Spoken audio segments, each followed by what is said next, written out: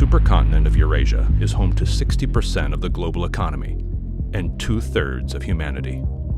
It's been called the geographic pivot of history. For over 4 centuries, Eurasia's economic focus has been the maritime passages that surround it. But during ancient times, many of the world's most important trading routes ran overland. Today, regional powers are putting forward competing visions for reconnecting Asia. Roads, railways, and other infrastructure projects could revive overland routes. They could forge new maritime connections, and they could reshape the global economic landscape. The stakes are high.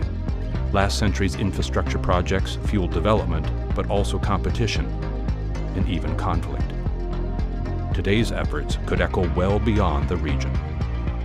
And the basic reality is that the division of the world into kind of totally separate, autonomous entities and other areas controlled by sometimes foreigners is coming to an end.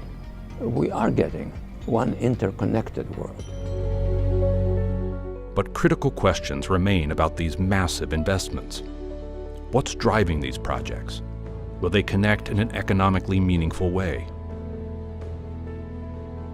What does that foretell? What does that mean in terms of political ambitions and how people will look at the region differently, and will they behave in a different way?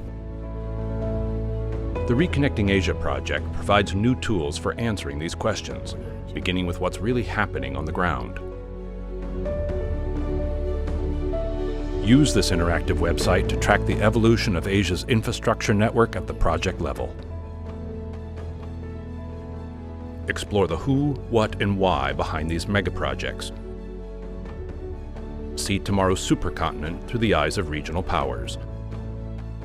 Make sense of it all with expert analysis that uncovers the trend lines behind today's headlines. This is reconnectingasia.csis.org. China is rising. Its economy is now the second largest in the world. China is the world's largest trader, having surpassed the United States, and Chinese military capabilities are expanding. In just a few decades, China has moved from the periphery to the center of the international system.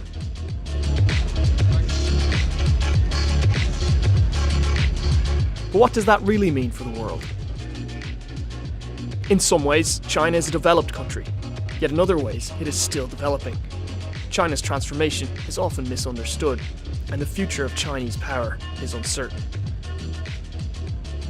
Power itself is a nebulous concept. Power can be relative. It can be absolute. It can be perceived and anticipated. So how can we decipher power? Through China Power, CSIS unpacks the complexity of China's rise by analysing the key components of Chinese power. What are China's strengths? What are its weaknesses? Does China's rise present a threat or an opportunity? Or both? What questions are you asking? Join the conversation at chinapower.csis.org.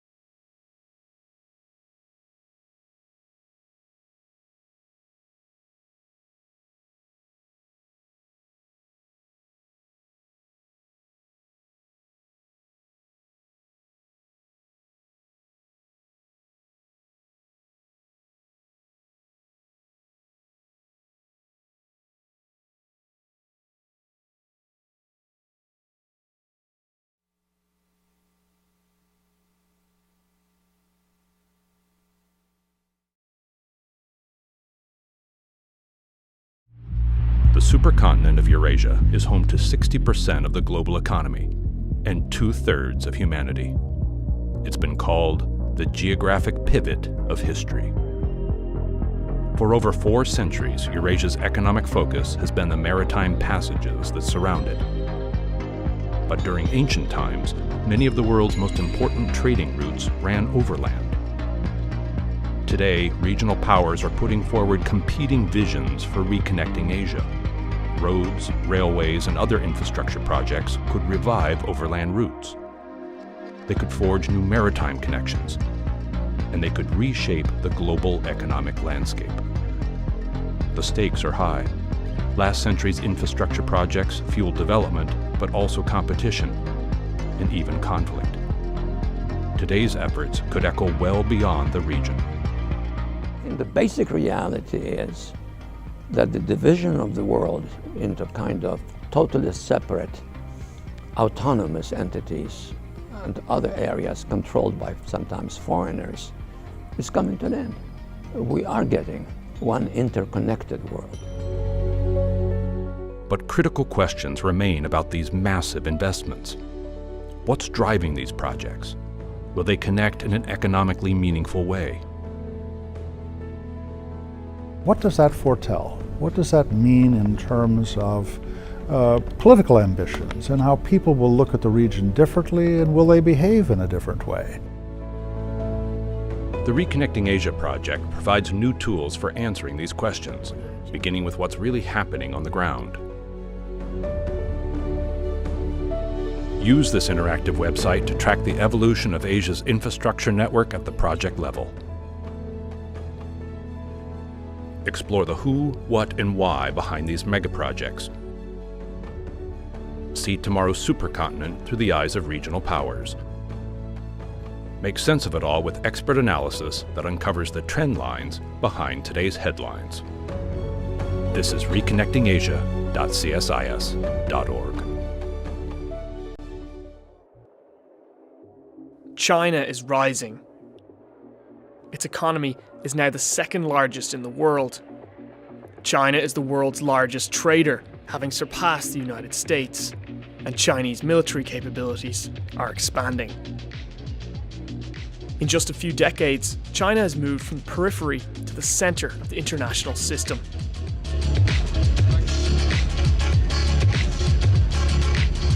But what does that really mean for the world?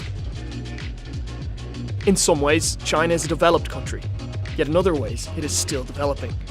China's transformation is often misunderstood, and the future of Chinese power is uncertain.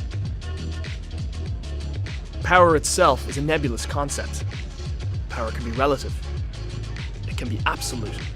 It can be perceived and anticipated. So how can we decipher power? Through China Power, CSIS unpacks the complexity of China's rise by analysing the key components of Chinese power. What are China's strengths? What are its weaknesses? Does China's rise present a threat or an opportunity? Or both? What questions are you asking? Join the conversation at chinapower.csis.org.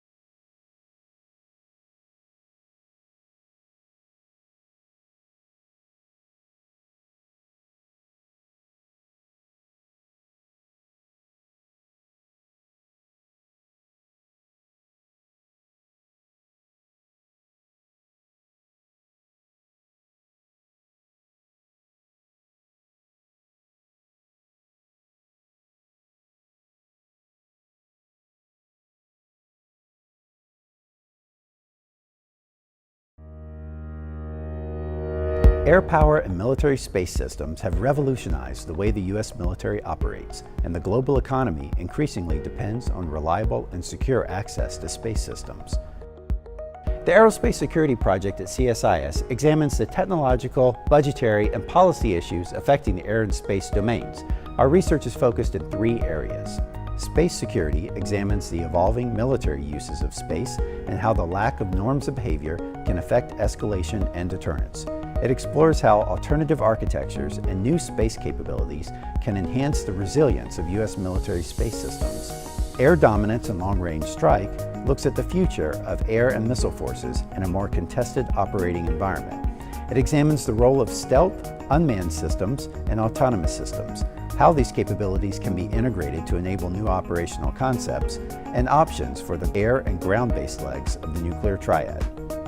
Commercial and civil space explores international partnerships in space, efforts to reduce the cost of launch, advances in commercial space technologies, and policy issues that affect civil and commercial space programs. The goal of the Aerospace Security Project is to provide innovative, insightful, and timely analysis to help educate and inform decision makers.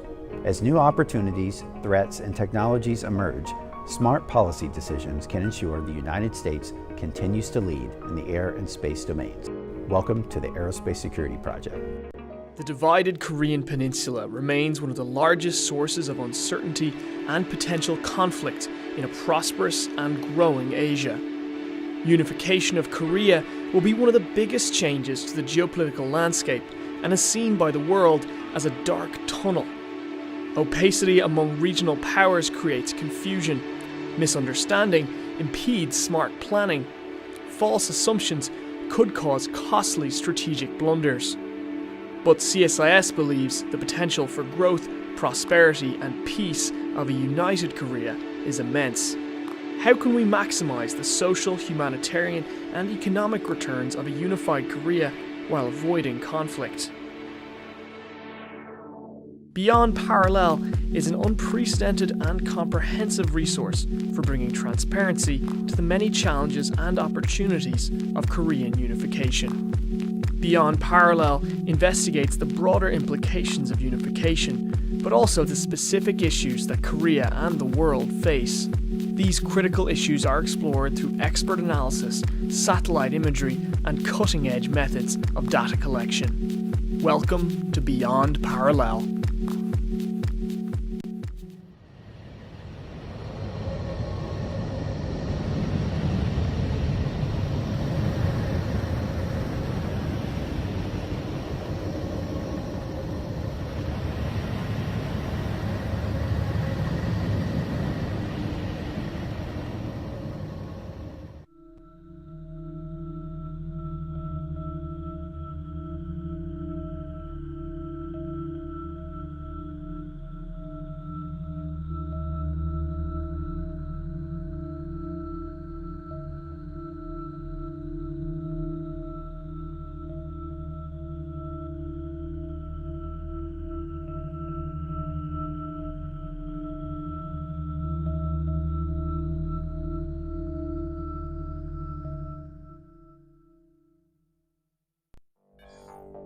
Hit-to-kill ballistic missile defense is the ultimate precision guidance challenge. Many elements of a defense must come together to achieve a long-range intercept. One of the most important and difficult parts is known as mid-course discrimination. After a ballistic missile launches, its engines burn hot and can be detected by infrared satellites. Outside the Earth's atmosphere, the missile engines burn out and it reaches its peak velocity. At this point, the missile's payload, a warhead, usually separates from the rest of the body. The warhead is also accompanied by the flying junk pile of debris created by launching a missile, as well as by decoys or other countermeasures designed to complicate the missile defense job. All of these objects move together through space as part of a threat cloud. So for a missile defense system to successfully destroy the warhead, its various sensors must first discriminate it from among the various other parts of the cloud. The key to successful discrimination is the sensor architecture. Sea and land-based radars provide one picture of the threat cloud. Lower frequency radars are able to track the threat cloud, but have trouble distinguishing within it. Once cued, higher frequency or X-band radars provide much sharper images of the objects within the cloud. But radars are limited by their vantage point and by their technology. Multiple phenomenologies can provide a more complete rendering and classification. Air or space-based sensors provide still other perspectives with greater persistence, potentially allowing for birth-to-death tracking. And infrared sensors show not just objects but their heat signature, especially low-orbit satellites looking sideways, comparing the objects against the coldness of space. Currently, U.S. homeland missile defense is dependent upon only terrestrial radars. This places a large burden on the sensor network and makes it harder to identify the objects.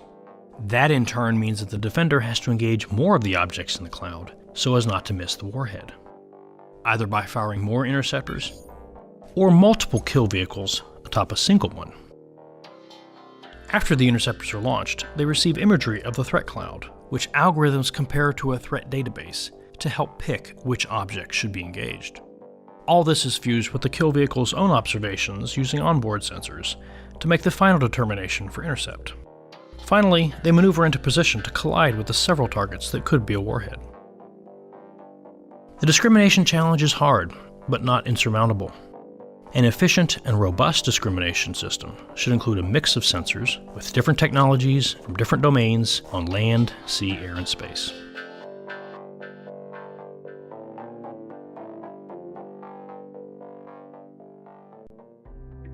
Currently, India ranks 54th on the World Bank's Logistics Performance Index, more than 20 spots below manufacturing competitors like China and Malaysia. This is a major challenge for Modi's Make in India initiative.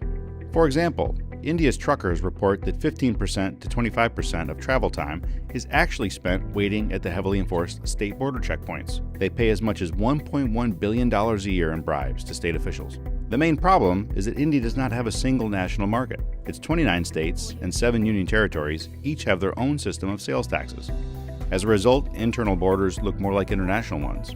The version of the goods and services tax sitting before Parliament isn't perfect, but it will cut down on transit time for goods, paperwork for businesses, and could add 0.5% to annual economic growth. A seamless national tax environment will help Indian commerce flow more quickly.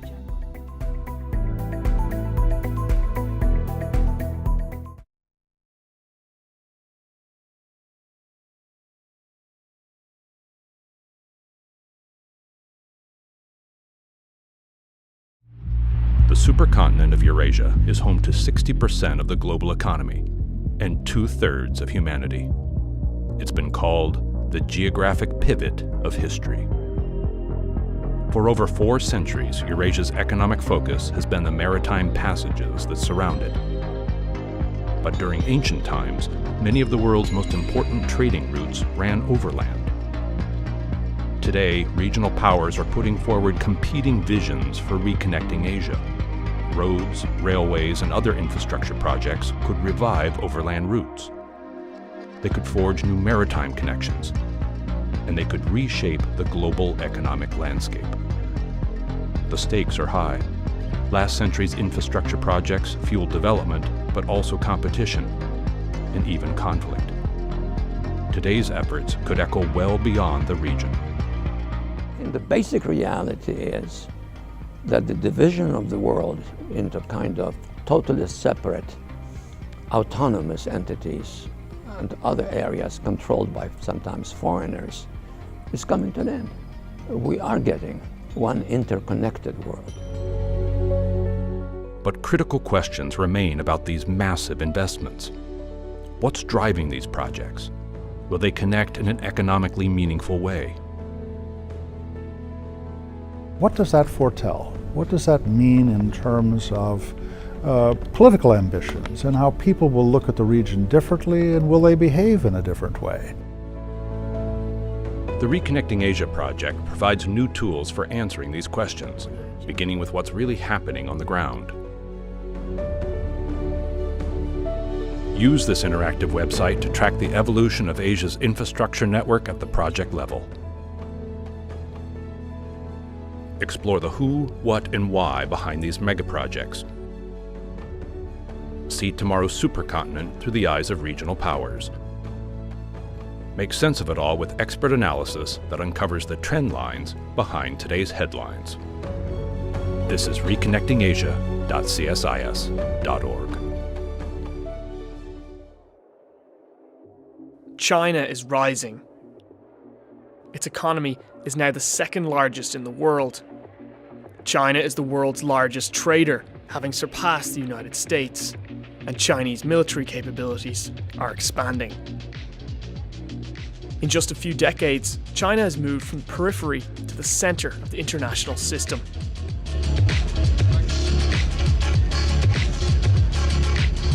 But what does that really mean for the world? In some ways, China is a developed country, yet in other ways, it is still developing. China's transformation is often misunderstood, and the future of Chinese power is uncertain. Power itself is a nebulous concept. Power can be relative. It can be absolute. It can be perceived and anticipated. So how can we decipher power? Through China Power, CSIS unpacks the complexity of China's rise by analysing the key components of Chinese power. What are China's strengths? What are its weaknesses? Does China's rise present a threat or an opportunity? Or both? What questions are you asking? Join the conversation at chinapower.csis.org.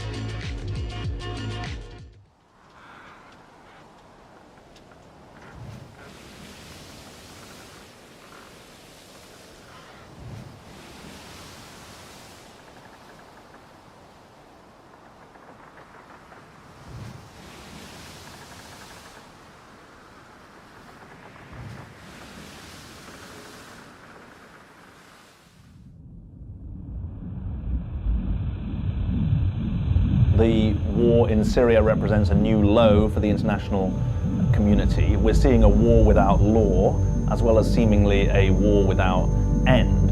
It's very, very striking that we're living in an age of the bombing of UN convoys, never mind the targeting of hospitals.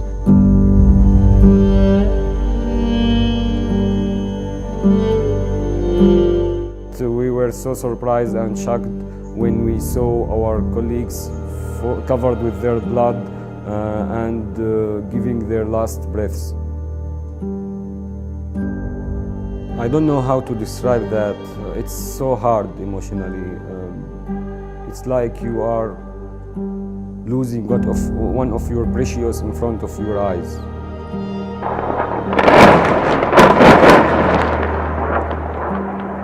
We're witnessing a profound surge of violence against civilians, against health workers, patients, facilities, humanitarian convoys across a full spectrum of countries that is really shredding the accountability and protections that are contained in the Geneva Conventions. The attack on Kunduz was a sustained attack over an hour, despite the fact that all the parties knew us, had our GPS coordinate.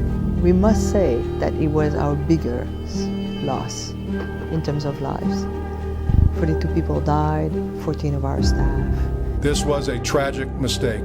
This is a period when there's the danger of vacuum around the world and a danger for the abuse of power by states that are strong enough to do so.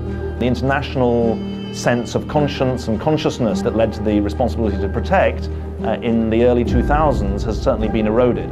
People are struggling to respond. They're building clinics and hospitals in underground bunkers. They're documenting these attacks and publishing them. They're taking measures to the UN Security Council. Stop bombing hospital. Stop bombing health workers. But up to now, these measures have not had much effect in deterring attacks.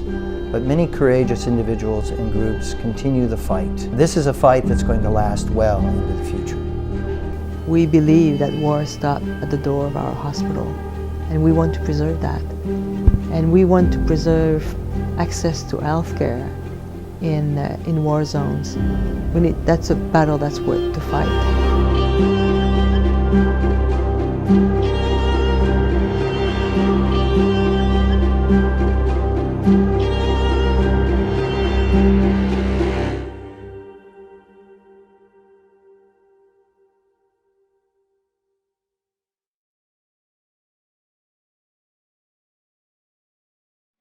While much of the world focuses on terrorism in the Middle East, violent extremist groups have expanded their ambitions and reach in Africa as well. In the Western Sahel, Al-Qaeda in the Islamic Maghreb has produced or inspired a proliferation of extremist groups that continue to destabilize the region. In the areas around Lake Chad, Boko Haram, with its origins in northeast Nigeria, has left tens of thousands of civilians dead and displaced almost 3 million people. The security vacuum in Libya and the presence of Islamic State and Al-Qaeda deepen the risks to the Sahel region. There has been a lot of turmoil and trouble with these radical elements, which you find in this arc of instability from North Africa to Afghanistan. Military intervention by regional forces, France, and the UN have weakened these groups and reclaimed territories they once held. But the drivers of militancy and the complex social, economic, and political environment that fuels these groups remain very much intact. Unless this understructure of vulnerability and criminality is addressed, extremist violence will remain an enduring threat to the region.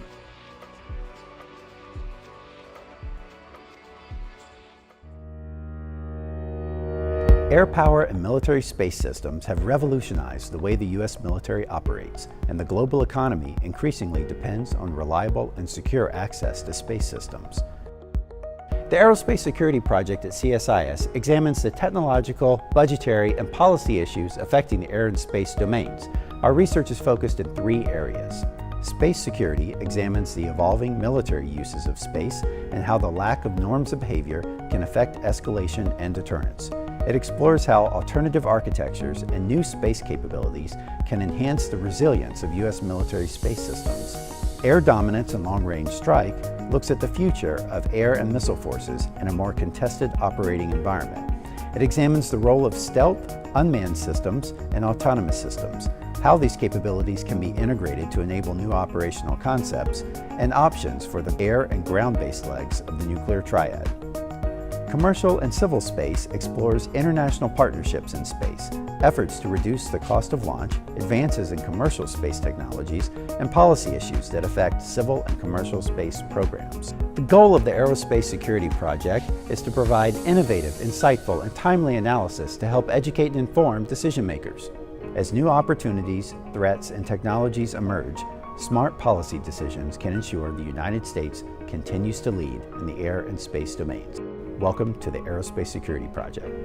The divided Korean Peninsula remains one of the largest sources of uncertainty and potential conflict in a prosperous and growing Asia. Unification of Korea will be one of the biggest changes to the geopolitical landscape and is seen by the world as a dark tunnel. Opacity among regional powers creates confusion. Misunderstanding impedes smart planning. False assumptions could cause costly strategic blunders. But CSIS believes the potential for growth, prosperity, and peace of a united Korea is immense. How can we maximize the social, humanitarian, and economic returns of a unified Korea while avoiding conflict? Beyond Parallel is an unprecedented and comprehensive resource for bringing transparency to the many challenges and opportunities of Korean unification. Beyond Parallel investigates the broader implications of unification, but also the specific issues that Korea and the world face. These critical issues are explored through expert analysis, satellite imagery, and cutting-edge methods of data collection. Welcome to Beyond Parallel.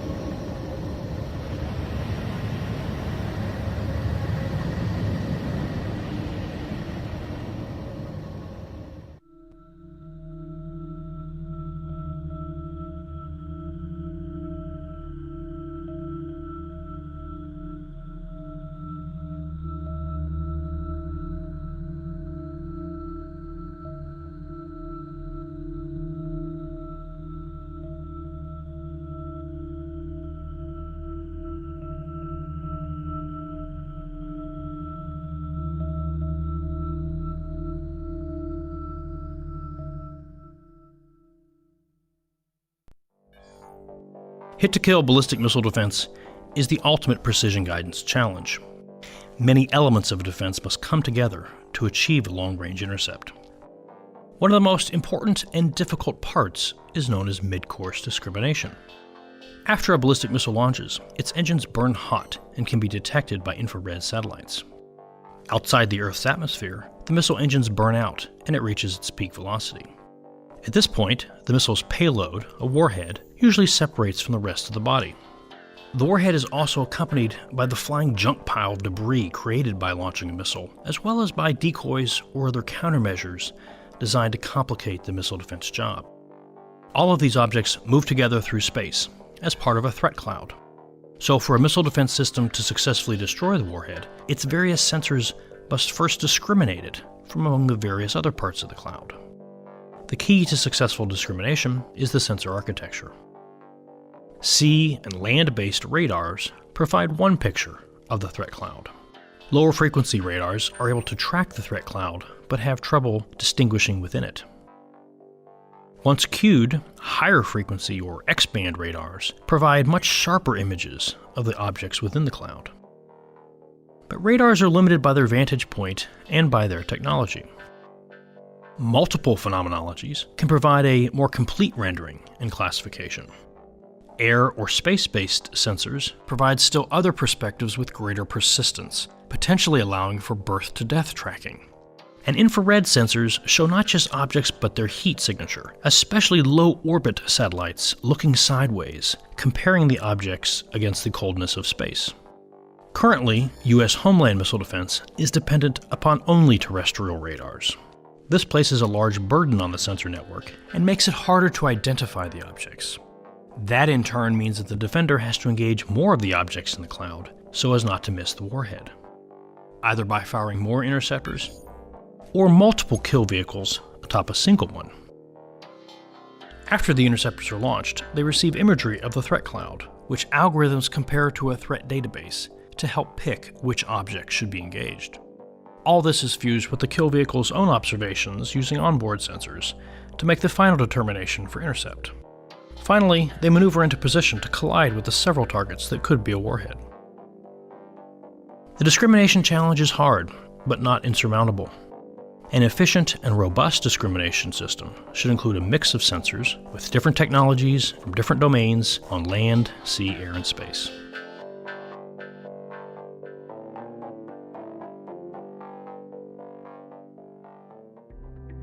Currently, India ranks 54th on the World Bank's Logistics Performance Index, more than 20 spots below manufacturing competitors like China and Malaysia. This is a major challenge for Modi's Make in India initiative. For example, India's truckers report that 15% to 25% of travel time is actually spent waiting at the heavily enforced state border checkpoints. They pay as much as $1.1 billion a year in bribes to state officials. The main problem is that India does not have a single national market. Its 29 states and 7 union territories each have their own system of sales taxes. As a result, internal borders look more like international ones. The version of the goods and services tax sitting before... Good morning and welcome to CSIS. I'm Shannon Green. I direct the Human Rights Initiative here at CSIS.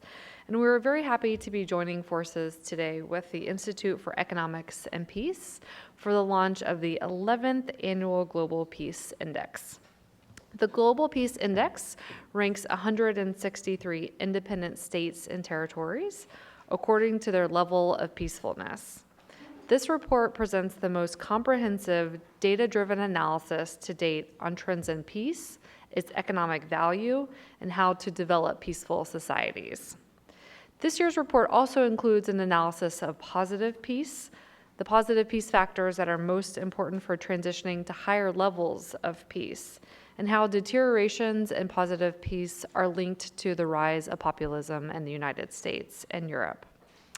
I wanted to point to a couple of findings that I found particularly interesting and that I'm hoping that the panel will cover. One on the economic impact. So according to the report, the economic impact of violence on the global economy in 2016 was $14.3 trillion in purchasing power parity terms. This figure is equivalent to 12.6% of the world's economic activity. The economic impact of war is less, but it still stands at 1.04 trillion.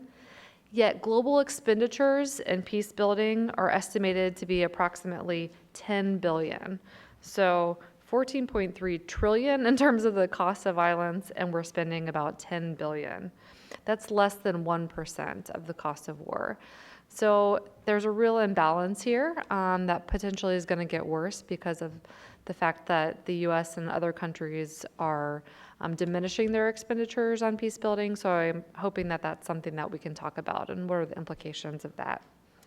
Second, positive peace. I think one of the really valuable contributions of this index is the fact that it doesn't just measure negative peace or the absence of conflict.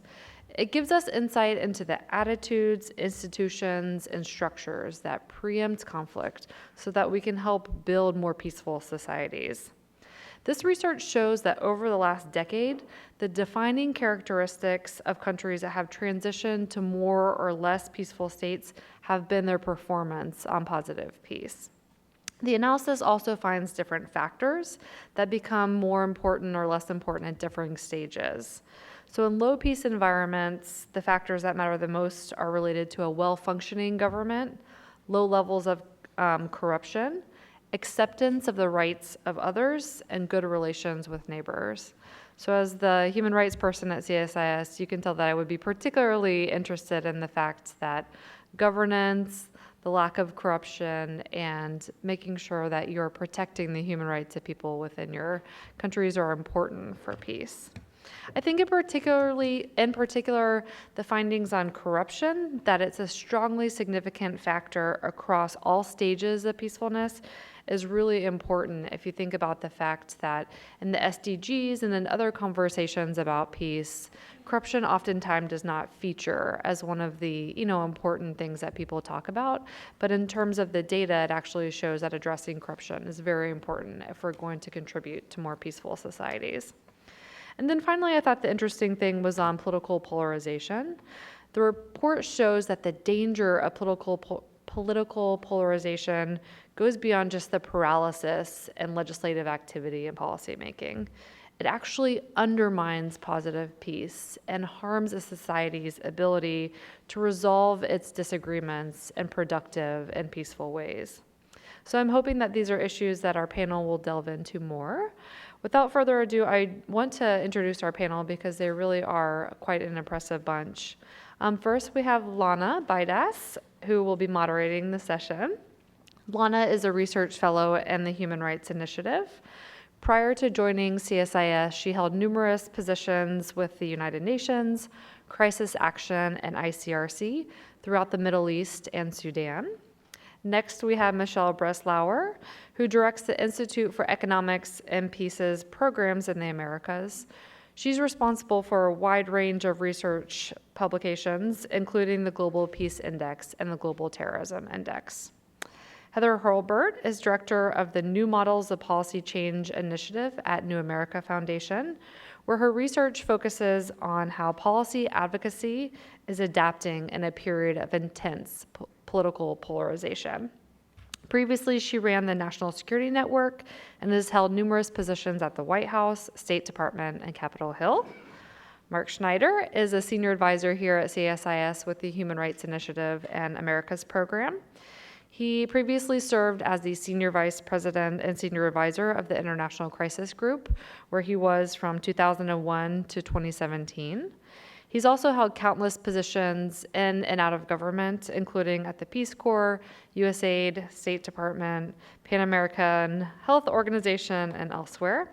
And last but not least, we have Sarah Lee Whitson, who's the Executive Director of Human Rights Watch's Middle East and North Africa Division, where she oversees Human Rights Watch's programs and work in 19 countries.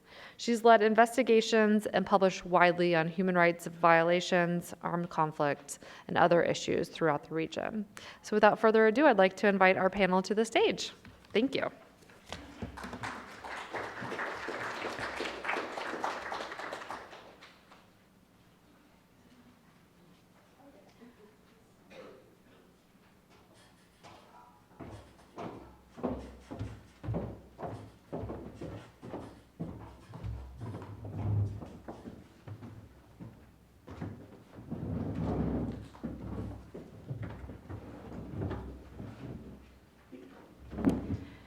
Thank you, Shannon, for the introduction, and good morning, everyone. We're very lucky to be joined by this esteemed panel to have a lively conversation on the state of a global peace around the world, identifying the global and regional trends. As Shannon mentioned, the report provides a wealth of data, evidence on the trends in peace, and particularly defining the economic value of and the cost of conflict and violence.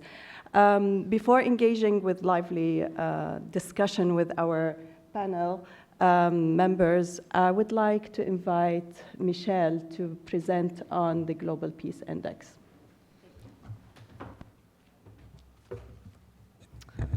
Well, thank you everybody for coming out this morning. I know that we have consistently a fair amount of news hitting us every morning that actually probably affects our perceptions of what's going on in the world and causes a lot of questions. And so I'm really thankful to CSIS for hosting this and for all the panelists who are really experts in their respective regions or themes who can offer a lot more insight at the local level, at the policy level, into some of the trends that we're seeing in the Global Peace Index. I'm going to give you a sort of brief overview of the global findings. So I won't go into tremendous detail, but you can find the report online, and we do include the full methodology, all of the descriptions of the indicators and trends for different countries online. So the Global Peace Index is produced by the Institute for Economics and Peace, which is a non-for-profit think tank. We're actually headquartered in Sydney, Australia, and we have offices in New York, in The Hague, and Mexico City. And what we're really trying to do is look at the intersection between peace, prosperity, the economy, but to take peace and move it away from its utopian ideal and make it a much more tangible measure of progress. So I think the most important thing is to first understand how we're defining peace in this report. And as Shannon mentioned, we look at two different types of peace: negative peace and positive peace. Now, negative peace is defined as the absence of violence or the absence of fear of violence, and that's measured through the Global Peace Index. It's all of the factors that you actually don't want: high levels of militarization, homicides, police, perceptions of criminality. But then we use that information to try to understand and identify the factors that sustain peace in a society. So what are the drivers of peaceful society? What are the attitudes, institutions, and structures that create positive peace? And that is a separate framework from the Global Peace Index called the Positive Peace Framework that's consisting of 8 interrelated factors. And I'll talk about that a little bit more, but I wanted to introduce that concept to you so that you understand when we're talking about some of the underlying environments that lead to tendencies, what we're actually referring to. But going back to today's report, which is the Global Peace Index, that's a measure of negative peace. So we are in our 11th year. We're ranking 163 countries, and we're looking at relative states of peace. There's no country that is the most peaceful, or totally at peace, or totally not at peace, but we're looking at high to low to medium levels of peace. We look at 23 internal and external indicators that are weighted on a 1 to 5 scale. And the way that the report is put together is through a 3-part system so that we can ensure some peer review. It's developed by the Institute for Economics and Peace. It's guided by a panel of experts, and we use data that's collected and collated by the Economist Intelligence Unit. Now, we're looking here at 23 indicators of the absence of violence or absence of fear of violence. And we're really trying to capture a holistic measure of peace. And by putting together a composite index, we can take a multidimensional concept like peace and make it simpler to understand. So we look at 3 domains: domestic and international conflict, That's things like intensity of organized internal conflicts, relations with neighboring countries, and the number of deaths from conflicts. We look at measures of societal safety and security. That includes number of refugees, the impact of terrorism, homicide rates. And we look at measures of militarization, which include military expenditure, the number of armed service personnel, and the ease of access to small weapons. Now, since we've been measuring peace for 10 years, we can really try to understand what some of, the interesting trends are. Now, over the past decade, we've seen that the world has become less peaceful. Now, while we've seen less internal conflicts between states, and we've also seen a fall in militarization in the developed world, these trends have been countered by a substantial increase in internal measures. The impact of terrorism, the number of refugees, the level of displacement, battle deaths, and internal conflicts have all risen dramatically. And this reveals a major underlying and unreported global trend, and one that we see is growing through the index, and that's the phenomenon of peace inequality. And it's really not so much a story of the rich getting richer or the poor getting poorer, but rather one whereby the most peaceful countries are generally maintaining their levels of peacefulness, and the 20 least peaceful nations are becoming dramatically more violent and insecure, and we're seeing a greater gap there. So the data show that ongoing armed conflict and widespread use of terrorist tactics are further eroding the peacefulness of the 20 least peaceful countries, which are home to almost 1 billion people. And this trend, though, also emphasizes the point that peace is no longer something that's just in the domain of governments and the military, but it's actually something that can be addressed by citizens as well.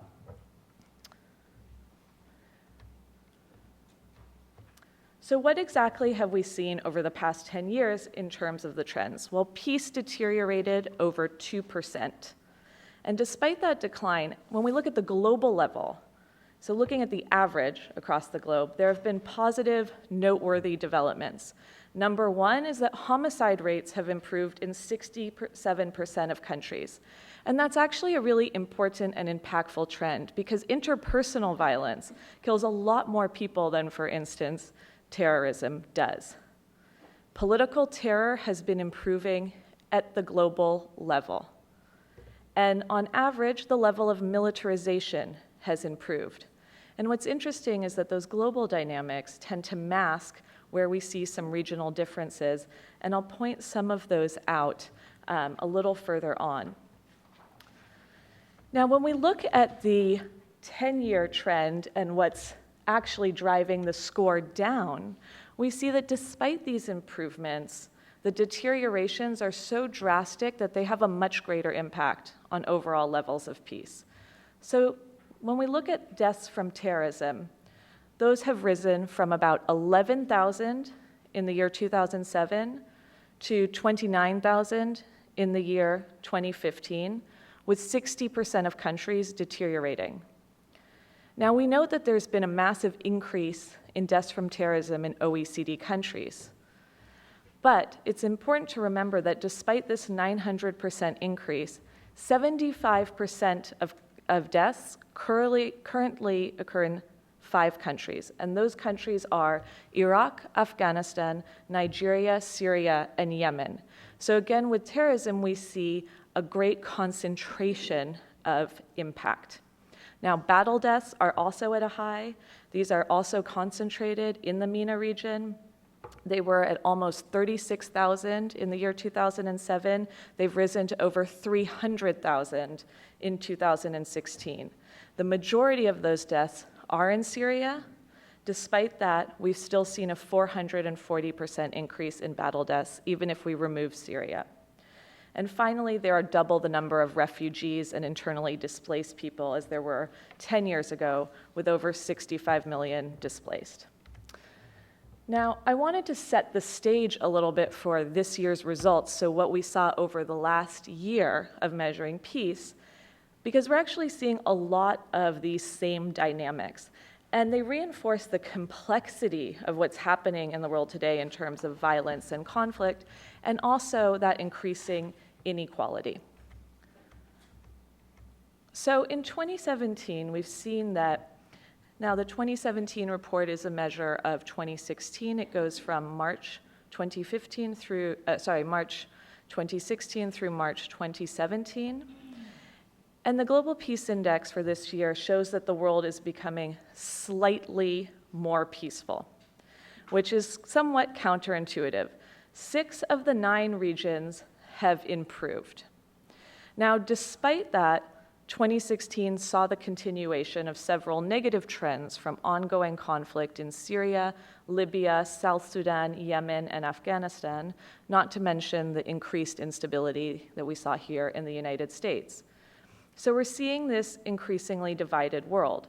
Now, what's driving actually that improvement has been that many more countries made relatively slight improvements in peace compared to those that deteriorated.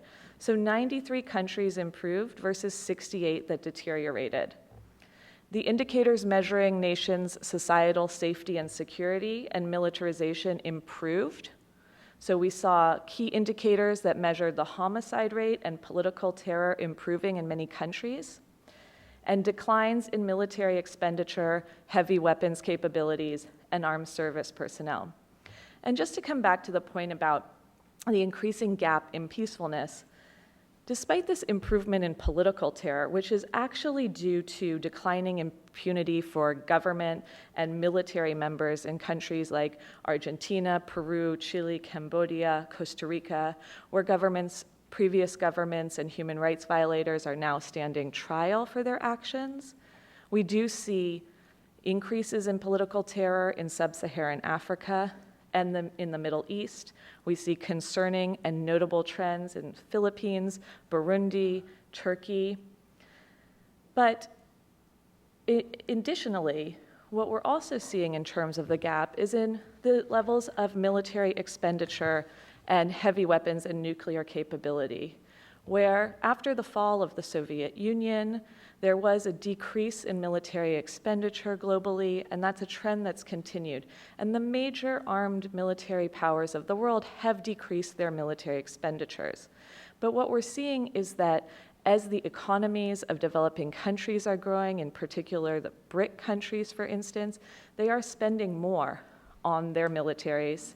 We're seeing less nuclear capability, but more arms development in countries that are unstable and in unstable regions. So it is a further entrenchment. Now, when we look at some of the country and regional trends, this is the map of the global state of peace. So Syria remains the least peaceful nation. We see that Ethiopia and Burundi have the largest deteriorations.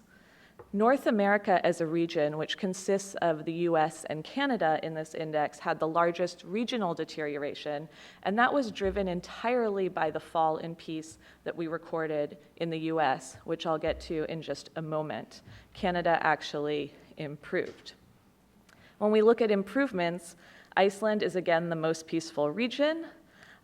Central African Republic and Sri Lanka show the largest improvements, but I will note that oftentimes the largest improvements are a reflection of coming off of a very low base where there's more political stability, oftentimes after violent elections. South America actually had the largest regional improvement, so it overtook Central America and the Caribbean regionally. And this was due to improvements in Guyana, in Argentina, where violent demonstrations and political instability reduced in both countries. In Peru, political terror and instability also improved. Brazil and Venezuela, however, saw greater impacts on their scores. And finally, Europe remains the most peaceful region, but it did deteriorate due to ongoing conflict measures. So when we look at, I love these transitions. When we look at our change in peacefulness in the US, taking a little bit of a closer look, we saw that the United States fell 11 places. So it's now 114 out of 163. Now, to be fair to the US, we were always around the middle of the index. We have negative scores, particularly negative scores on our incarceration rates every year running, our involvements in external conflicts, we're highly militarized. But what we saw bringing down the US score this year for the first time since 2009 were internal factors. So we saw perceptions of criminality increase in the US. In 2016, the IMF released a working paper that reported that less than 50% of people believe that most people in the US can be trusted. So there's really declining levels of trust, and I think Mark was also mentioning some surveys of declining levels of trust in government that he may be able to talk about a little bit more on the panel. But the perception of criminality has also been followed by an actual increase in the homicide rate in the United States. So we're not just seeing political instabilities, we are actually seeing violence increase in the US. So we saw the homicide rate increase by 11% between 2014 and 2015. And this was really reflecting certain US cities like Houston, Las Vegas that have had increases. Finally, organized internal conflict. That is an indicator within the Global Peace Index, and that deteriorated from the way we score from a 1 to a 2 in the index. And this was political polarization, which we saw evident in our 2016 presidential election. It was due to violent protests in the United States, and so that increasing polarization and internal conflict has led to a US decline. Now, when we look at the underlying environment that has led to some of this impact, we look then at positive peace. So what were the drivers? And when we measure positive peace from 2005 to 2015, what did we see in the US? Well, the underlying environment of stability and resilience in the US is deteriorating. And so we see that increased political polarity that's also being experienced across the developed world is driven by underlying conditions of increasing inequality, rising perceptions of corruption, a lack of acceptance of the rights of others, and falling press freedoms. And so these factors really underpin the US decline in peace, and they also signal potential future declines in peace and increases in violence. Now, as Shannon mentioned, all of this violence has a significant economic impact. So each year, the Institute tallies up 17 different dimensions to try to understand what are all of the direct and indirect costs that are borne through the containment and prevention of violence. And we find a massive figure. So it's $14.3 trillion. That's equivalent to over 12% of world GDP. It's equivalent to $5.40 per person per day around the world. That's the money that we are losing to violence and conflict. Now, just looking at everything that is wrong is not enough. We've talked a little bit about positive peace and what we can understand about the drivers of peace and resilience. And I'll bring you back to this bubble diagram, which is describing the different pillars of positive peace. And the way that we identified these 8 interrelated factors is that we took about 8 years of the Global Peace Index research, and we did correlation analysis against thousands of data sets and attitudinal surveys to try to understand year on year which factors remain in the most peaceful societies. What do we see that supports nonviolence in these societies, that supports sustainable peace? We find well-functioning government, equitable distribution of resources, free flow of information, good relations with neighbors, high levels of human capital, acceptance of the rights of others, low levels of corruption, and a sound business environment, all statistically related to low levels of violence. Now, Each of these domains is multidimensional, and they all connect. And that's why it's important to think about how we improve the entire system when we're talking about interventions and programs.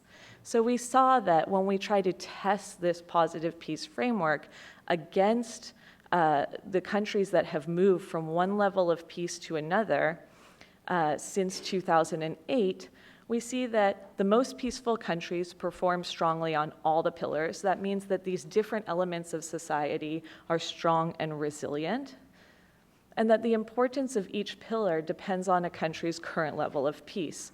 For instance, in Mexico, we found, and we've done subnational analysis on Mexico too, that the pillars of well-functioning government and free flow of information, low levels of corruption, are particularly important to address in that context over, for instance, prioritizing something like high levels of human capital, which is about youth development and education.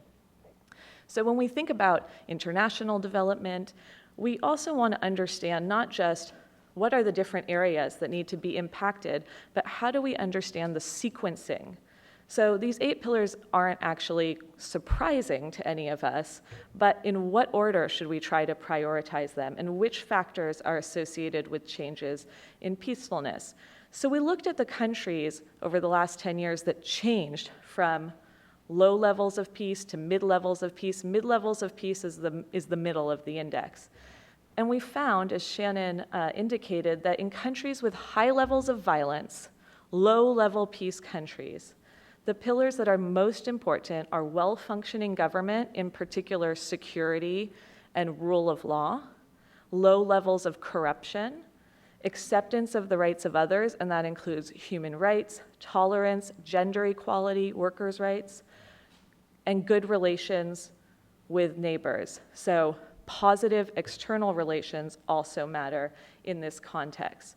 And so what it's really showing is that the core requirement in fragile countries is for governments to provide security and accountability and justice systems to people as a first step to lead to further development. But across all levels of peacefulness, we found that low levels of corruption is the only pillar that's strongly significant, no matter which level you're at. So this has implications, of course, for the United States as well. And it suggests that it's an important transformational factor at all stages of a nation's development. And then finally, since we've seen that violence can be hugely damaging economically, let alone in humanitarian terms, we also know that it's been politically costly, right? So if we think about the political repercussions from the refugee flows in Europe and elsewhere, there's a political implication as well. And so we need to start thinking more about how do we proactively invest in peace building. And at the UN now, they're currently discussing these investments, how to prevent conflicts before they occur so that we don't have a Syria. And the Sustaining Peace Agenda put forth by the United Nations is calling for new ways to work together to do that, to move from reactive to proactive. And so peace building is a practical place where that long-term prevention can occur. So we wanted to take a look at how much we actually spend on peace building versus the cost of conflict, and what levels of peace building we would need at the international level, so through foreign aid essentially, globally, to try to maintain a certain level of peace. And there is quite a longer description in the report of how we went about doing this. But we estimate that current peace-building spending is nowhere near what's required. It needs to be 6 times higher to match what we estimate to be the effective level to prevent increases in conflict. And so while the debate and the discussion is not just about money, and much more learning needs to occur around what works and what doesn't work, resource allocation is a key reflection of international priority setting. And what we're finding is that we're certainly not prioritizing peace building or investments in conflict reduction. So I invite everybody to learn more. You can go to our websites, they're all listed here. Also follow us on social media. And thank you so much for your time today.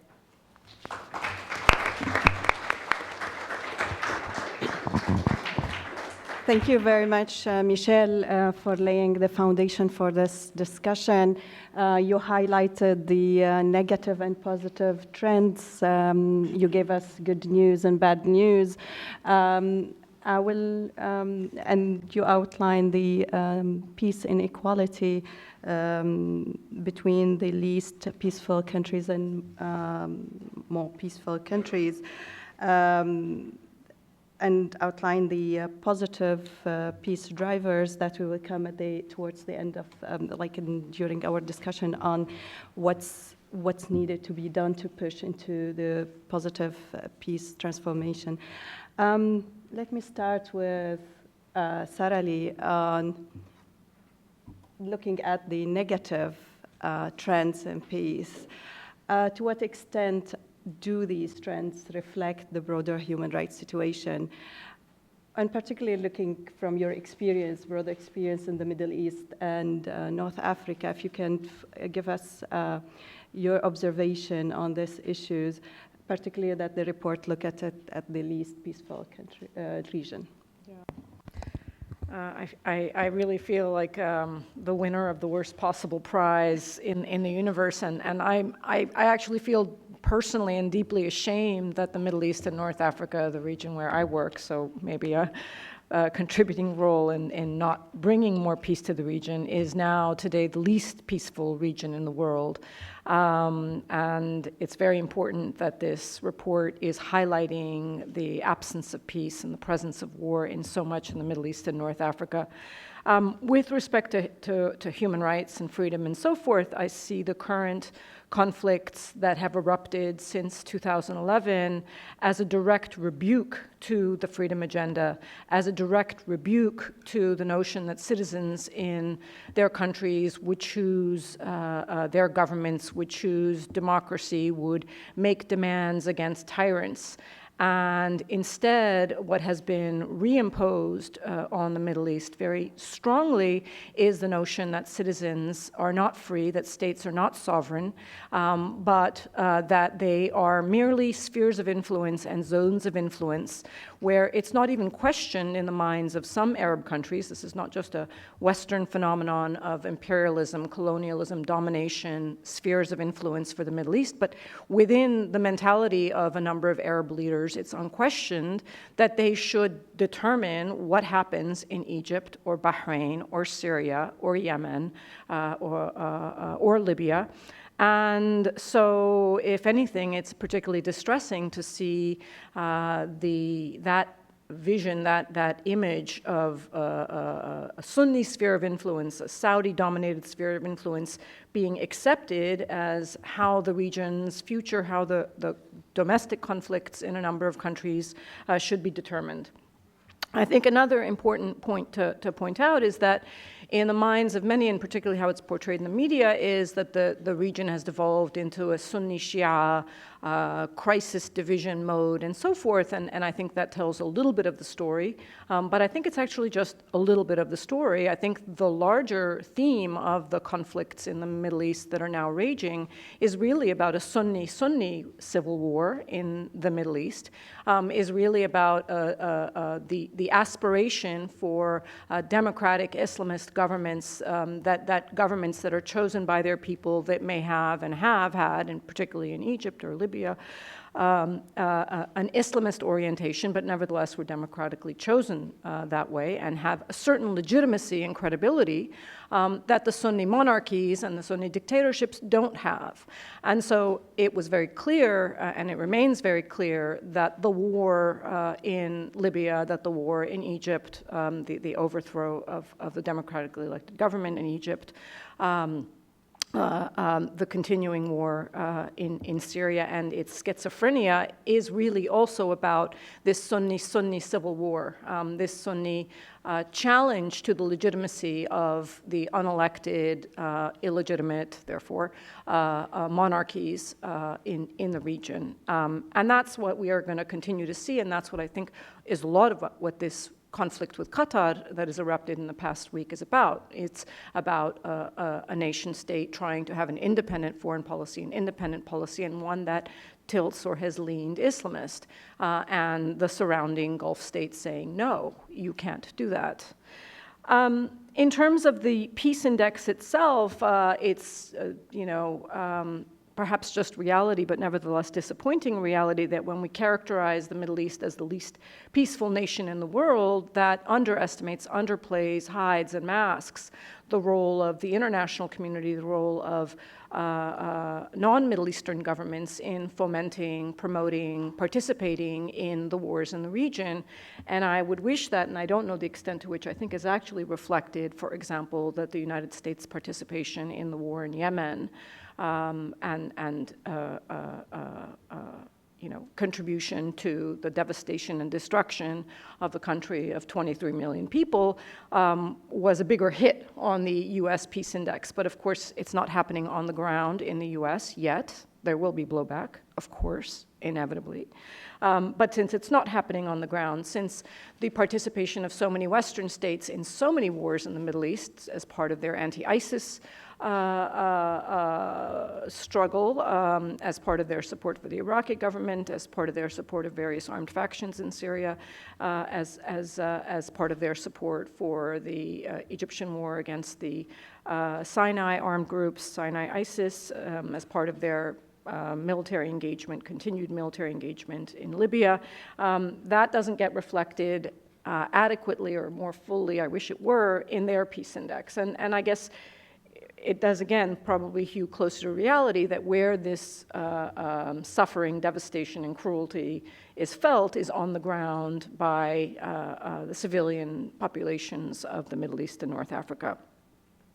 And further to that, I wish there were more demerits assigned in bringing down the peace grade of states that continue to contribute to the militarization, to the junkyard of weaponry that is being pumped into the Middle East, without which these conflicts could not be possible. There is a but-for linkage. I mean, what would people be doing? Fighting with spears and knives if they didn't have these weapons? Where would the missiles, the extraordinary bombs that are being dumped in Yemen have come from, but from the very lucrative arms market that the Gulf has become for the United States, for Britain, for France, that is really an inspiring force in having Saudi Arabia think that it can easily, handily dictate an agenda in Yemen because it's got all the fancy military equipment to do so. And, the fact is that not only is the Middle East, the North Africa, the world's leader in war, well, guess what? It's the world leader in military purchases. Saudi Arabia is the largest weapons purchaser in the world. This is a country with a population of 25 million people.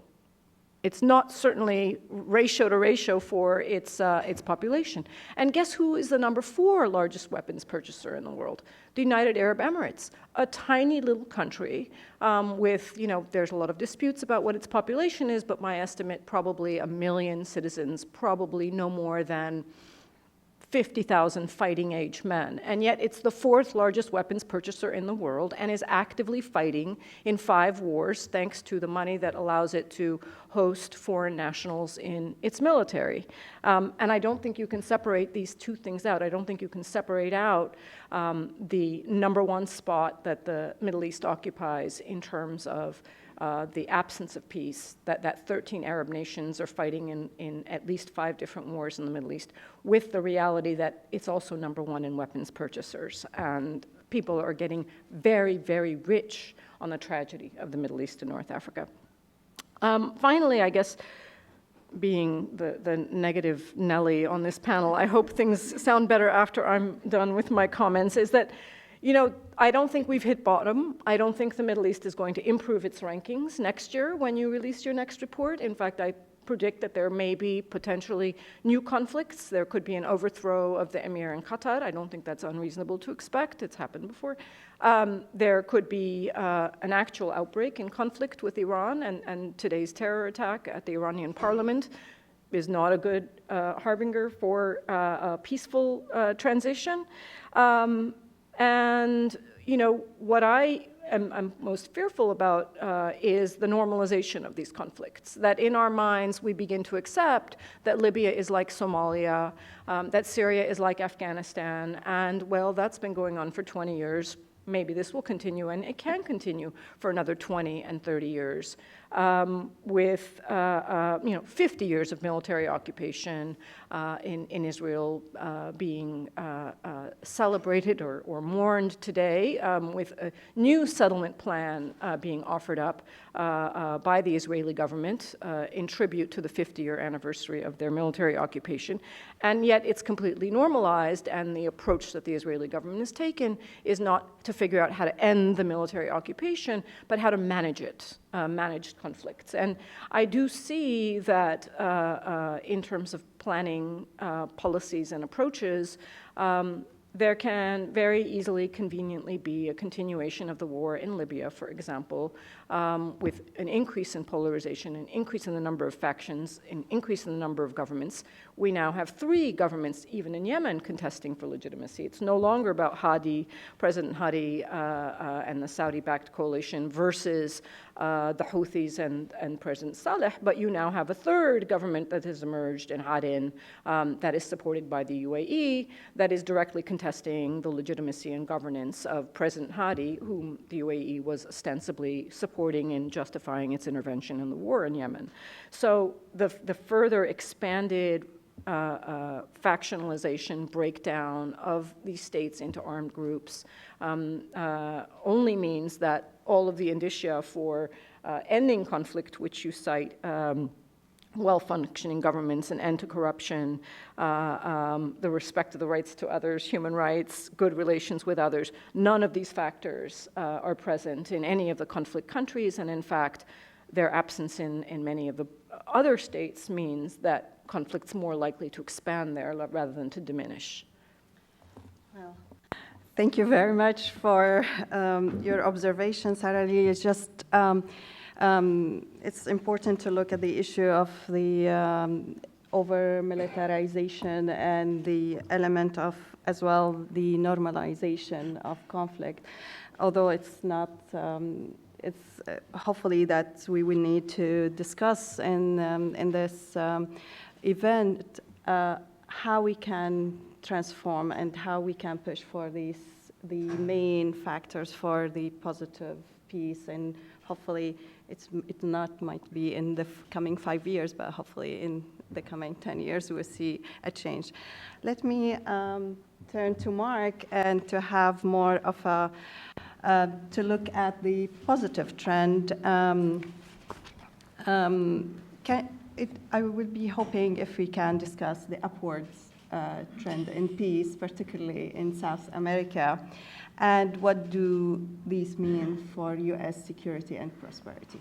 Thank you. Delighted, and I want to thank Shannon for inviting me, and also the Institute for Economics and Peace, Michelle, for the report. I've sort of been following it ever since it began with the Crisis Group, and looking at, it's really a wake-up call each year to say, where are we, and how do we move in the area of conflict prevention, and how do we move in building institutions that help promote peace. I'm going to begin by saying that I want everybody to be thinking, as the conversation goes forward, about the call for more investment, proactively investing in positive peace and peace building and in conflict prevention. And in that regard, I would just remind you that the Trump budget proposes a 30% cut in the institutions that are actively engaged in peace building and in conflict prevention, and in fact would zero out at USAID the office that is responsible for conflict prevention. Having said that, let me go on to the positive news in South America. Unfortunately, the question is really, it's not as cut and dried as you might imagine. Yes, relatively speaking, South America particularly is more peaceful than other regions. And in countries like Chile and Uruguay over the past decade, and more recently in Peru, Argentina, and Paraguay, you see positive progress towards, I would say, 6 of the 8 factors that were cited in terms of positive peace. slightly less with respect to low levels of corruption, and I would say with respect to the perception of the population of low levels of corruption, that still remains an issue. That was a major factor in last year's elections in Peru, Argentina. It'll be a major factor in Chile's election next year. And also with respect to unequal distribution of resources, that is a real problem. South America and Latin America, in comparative terms, do a worse job in terms of equitable income equality than other regions. And that situation is, in fact, even more negative when you look at Brazil and Venezuela. In Brazil, the issue of corruption is one that has already resulted in the impeachment of one president and the pending impeachment of her replacement, and numerous public officials are going to go to jail, and some already have because of corruption. And similarly, Brazil is one of the countries at the lower end in terms of equitable distribution of resources, and yet we're talking about a country which is the largest in Latin America in terms of population and the 8th largest economy in the world. And the potential over the course of the short term, I would say, not the long term, but the short term of instability and lack of social cohesion is quite serious and has implications for the U.S. security and relations in the hemisphere as a whole. And even that situation pales alongside Venezuela. Venezuela is in the process of moving towards an out-and-out dictatorship. Repression over the last 3 months has resulted in 65 people being killed, individuals who were engaged in peaceful protests, more than 1,000 injured, and more than 2,000 detained.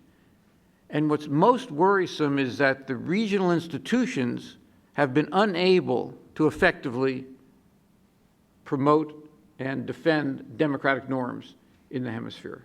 And we see that situation as becoming even more serious in the near term, with an effort by Maduro to essentially institutionalize dictatorial control. I think that there is some good news next door in Colombia, and that is, I think that the peace agreement that has effectively ended a 50-year conflict with the guerrillas, the FARC, is being implemented.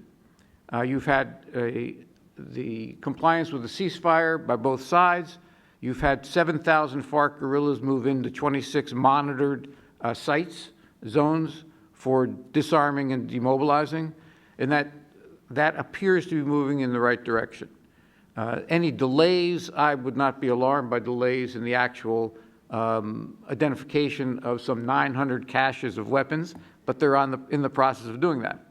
What is alarming is that you have seen an increase in the number of activists, social leaders in the areas of ex-conflict being assassinated and being harassed.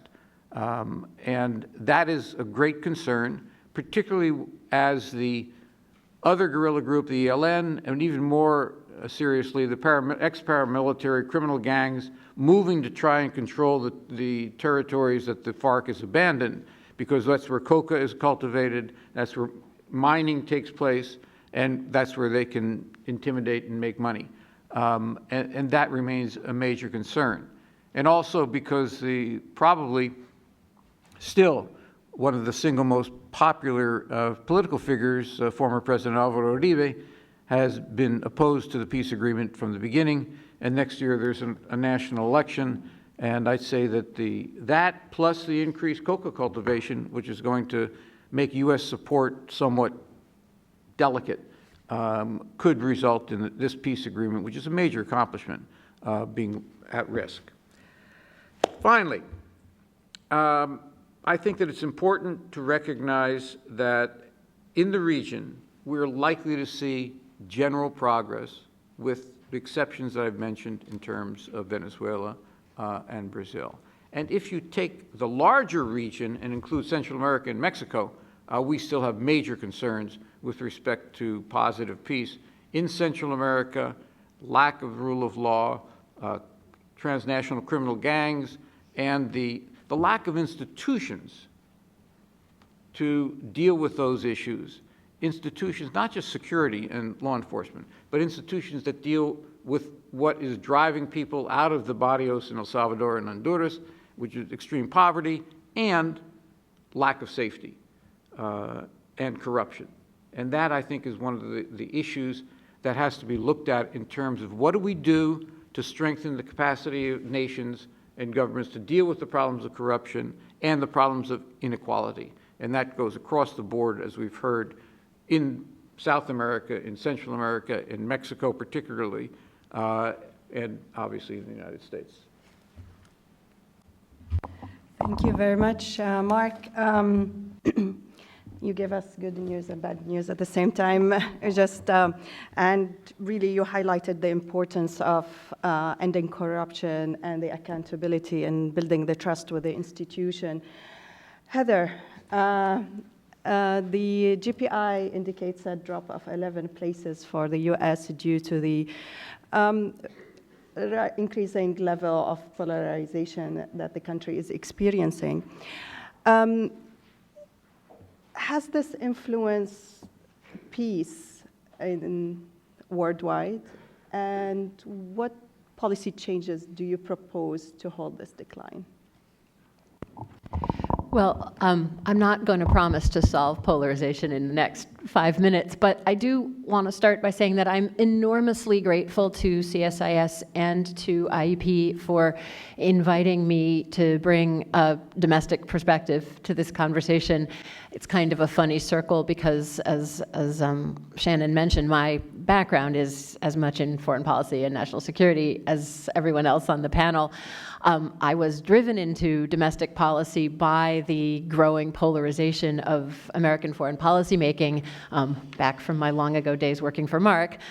And I really want to commend the methodology and the approach here because one of the things that you find in the domestic policy arena is that we're still groping toward really, frankly, grossly oversimplified monocausal explanations for what we've seen in the US in the last year. And I can't tell you what a delightful breath of fresh air it is to get away from the it's racism, no, it's economic inequality, no, it's the emails, no, it's the hacking. And to look at, and you know, like anybody else, I would have my quibbles with the system. I would really enjoy getting down into sort of which indicators are overweighted or underweighted. But the insistence on the interrelatedness of these factors is really something I'd like to see applied more to domestic analysis of what's going on in the US and I think in Western Europe and other, as you rightly point out, industrialized democracies that are struggling with these issues. So having said that, the two big factors I want to pull out of the report's observations in an effort to answer Lana's question about polarization are first, the difference between perceptions and what we think of as quote-unquote reality here in Washington. And second, the question that Sarah Leah raises about interconnections between the U.S. and the rest of the world that maybe we don't sufficiently perceive. So first, every speaker before me has mentioned corruption. And Michelle mentioned in her introduction that corruption is the only factor that you find to be equally important for states at every level of peace. And I think we in the U.S. are very used to kind of comfortably shrugging our shoulders and moving on to the next topic when we hear corruption mentioned, that we are very used, and frankly, I think this is true across the domestic and international policy sectors. We've defined corruption as something that people in less developed economies do.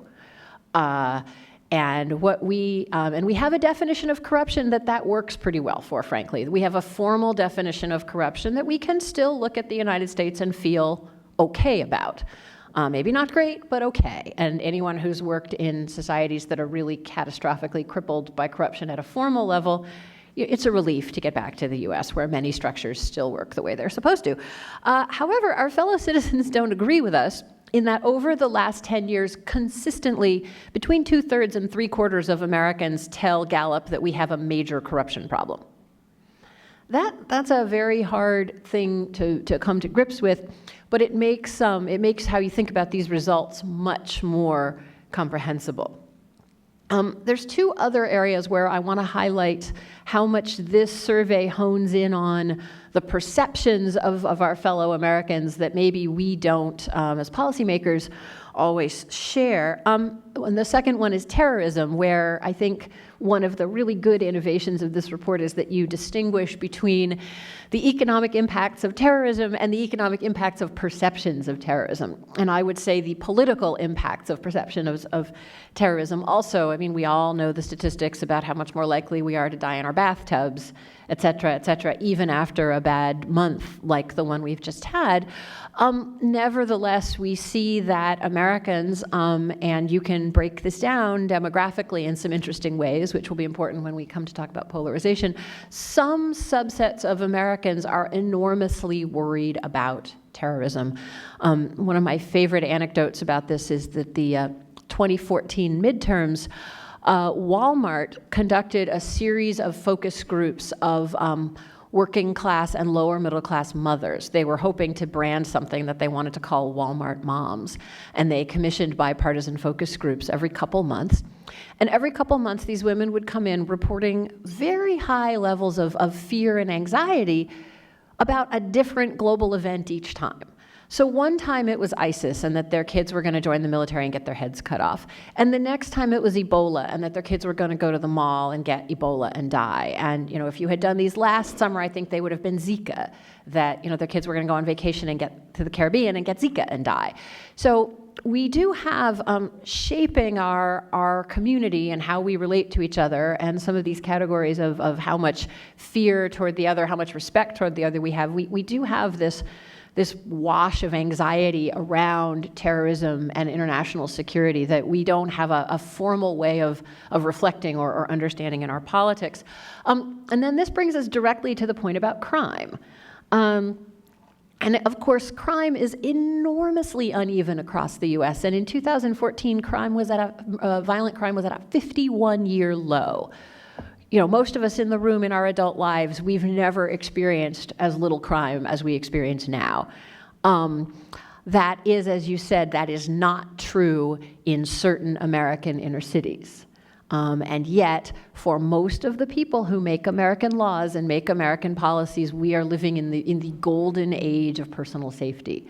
Frankly, for most Americans, that's true. And tragically, this is very divided, yet what I think this survey points out is that public perception is being driven, although public policy isn't being driven by the catastrophic rise in homicides in some of our inner cities, public perceptions are. So that's a point that I think is critically important to pick up on.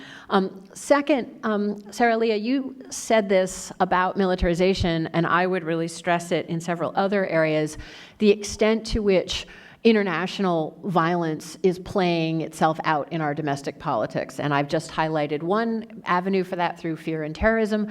Mark, you very briefly touched on another one, which is refugees. We don't have in U.S. politics, in thinking about our country, a way for reflecting how much the Central American migration pushed and changed our political landscape. And similarly, Europe doesn't have a way of thinking or talking or reflecting how much the Syrian migration, coupled with the migration from North Africa that we don't talk about, how much that shifted our perceptions of our own security. We didn't have a way of thinking about it as it was happening. We didn't have a way of feeding it into our thinking about what should our foreign policy be towards Syria?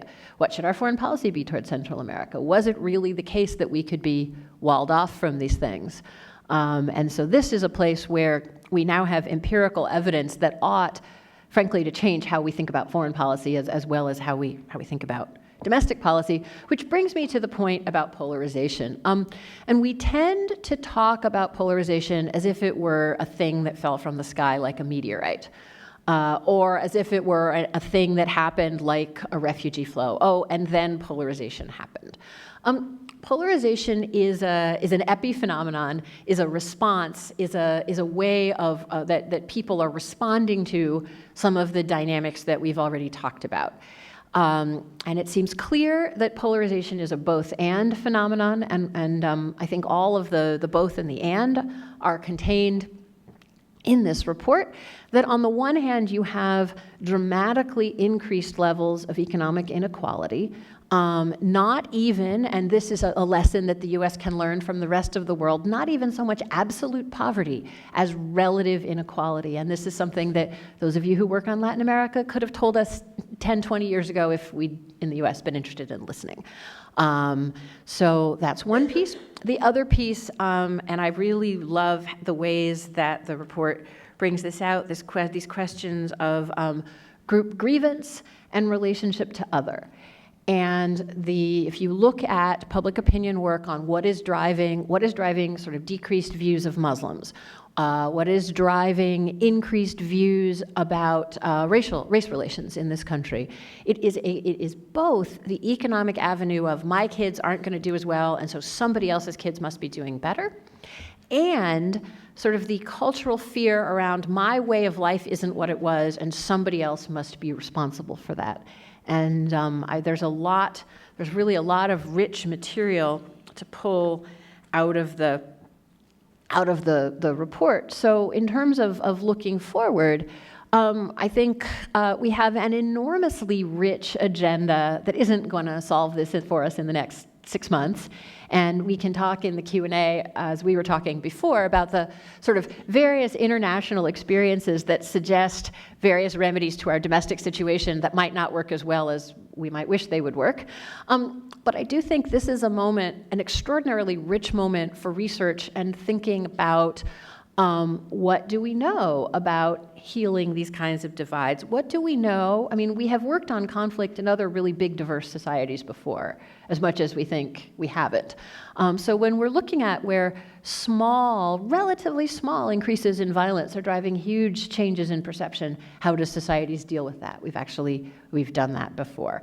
Where you have political systems that are discredited over perceptions of corruption, how do you deal with that? We've, in some places in the world, had some success dealing with that before. So maybe the optimistic thing I can say is that you've done some good work pulling out success stories and features of cultures that are on their way up, and that those are the features that we in the US are going to have to look to as well. Well, thank you very much, Heather. I will take on your last point, particularly on what I would to propose to the panel to discuss what are the global experiences that can help improve the situation here, what we can learn from international experiences, how to detect these kind of symptoms as well, and to these elements, and how we can take it forward and learn from other experiences.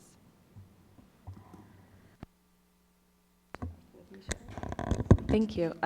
I just wanted to take a moment to respond a little bit to some of the comments that the panel made, and also reiterate that I really do appreciate these different perspectives, because as Sarah Lee pointed out, there's only so much that the data in the index is going to be able to show. We are working with the data that we have access to. That said, there's a fair amount of rigor that goes into trying to count up what's happening in the world. So while we're not taking any sort of moral position on US intervention, right or wrong, for the greater good or not, we are trying to understand where countries stand in terms of their levels of militarization, their safety and security, and their involvements in conflict. A country in the index is not penalized for interventions unless they are independently intervening in a country. So if there's a UN-sanctioned intervention, actually, it reflects differently in the index. But I wanted to point to also, it's a really good point about the arms trade and fueling different conflicts and wars and the entrenchment of some of these conflicts. Because we've spent a fair amount of time working with the Stockholm International Peace Research Institute to try to count up actual arms around the world. So a country's stock of nuclear and heavy weapons, And what we're seeing is that the developed economies, Russia, the US, we are decreasing our stock in terms of our numbers of heavy weapons, nuclear weapons, so that the number, let's say, of nuclear weapons around the world has actually decreased in the last 30 years. But countries like Saudi Arabia, like Brazil, India, Pakistan are all increasing their military expenditures, their stocks of heavy weapons. And so what we're seeing there is that there's more and more militarization and arms in more and more unstable areas as well. So particularly in countries where there are less positive relationships in the region, we're also seeing a buildup of arms. And I think that's interesting for us to think about too, how the global landscape is being a little bit rewritten in that way. And it's another point of showing that looking at the overall global trend, which shows a reduction, doesn't tease out all of the specifics. We also do look at a country's arms exports to try to understand how much it's contributing from what we can understand in the data.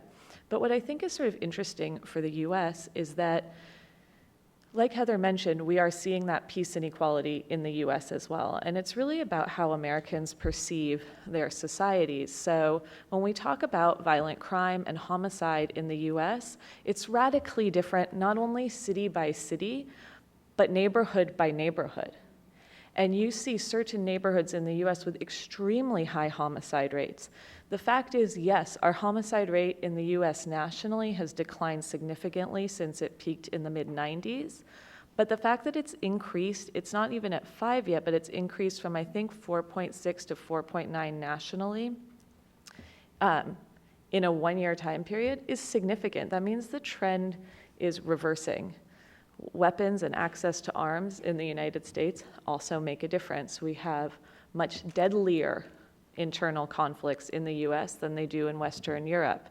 So even though we have, for instance, equivalent or lower homicide rates, they tend to, violent crime rates, homicide is 4 times higher in the US. Violent crime is much more deadly. We can see that the access to arms makes a huge difference there. And I just wonder how much Americans actually think about their own societies as a reflection of some of these international trends, and you know, how much we think of ourselves as not actually the norm when we talk about these global events. But when we look at some of the trends, I think there are interesting examples, and that maybe Mark can point to also, where things like political terror across the world, despite the fact that it's decreasing in certain areas, it's improving in countries, particularly in Latin America. It's improving, the global average is actually improving. And so those small improvements and the measurement of those small improvements actually make a difference. Because what it shows us is that despite all of the terrible things that are happening and are continuing to happen, there are areas where things are progressing. And unless we try to better understand what's happening in those areas, then we will always be mired in the overwhelming complexities of the bad and not try to actually focus on more proactive measures. So I didn't have the great policy answer, but just to give a little feedback to some of the panel comments. A couple things. In terms of how things have changed, if we don't look just at the last 3 years, but we look at the last 50 years in Latin America, you've ended the military dictatorships in 10 countries that have moved into some form of relatively democratic institutional structures. And what we're seeing now is we're seeing some threats to those as a result of the issues of corruption and the issue of inequality.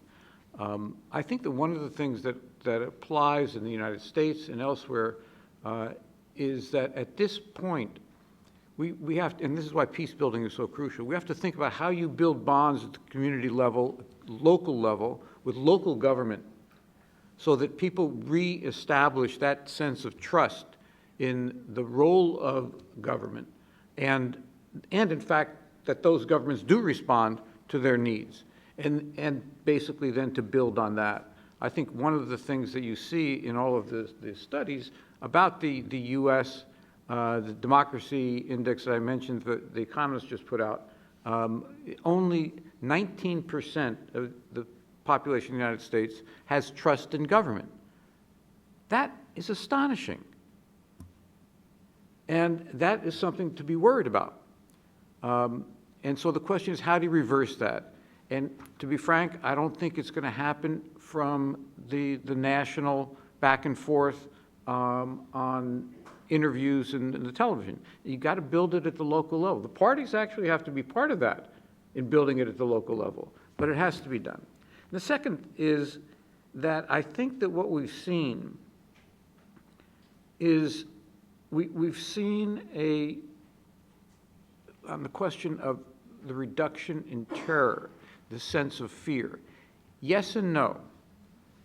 What's driving, and this is what we talked about in terms of Central America and Mexico, the level of fear about leaving your home and going to your job, or your children going to school and coming home again safely, that level of fear has increased very significantly in the last decade throughout Central America, not just the Northern Triangle, which we always talk about, Salvador, Honduras, and Guatemala, but in Mexico, even in Nicaragua.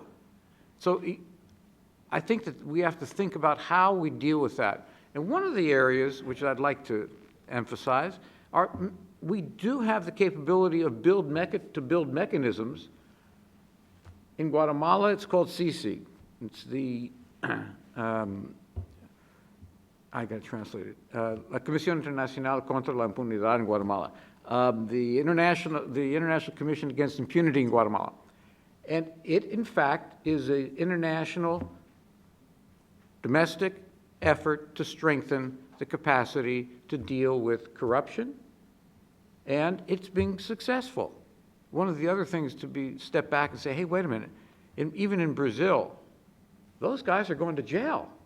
There's some responsiveness in the judicial process to this issue so that it in fact is to some degree working. Sometimes it's too political and biased, so it's the other guys who are going to jail from the other party. But nevertheless, there's a buildup in the recognition that the rule of law and institutions that independently enforce the law are essential.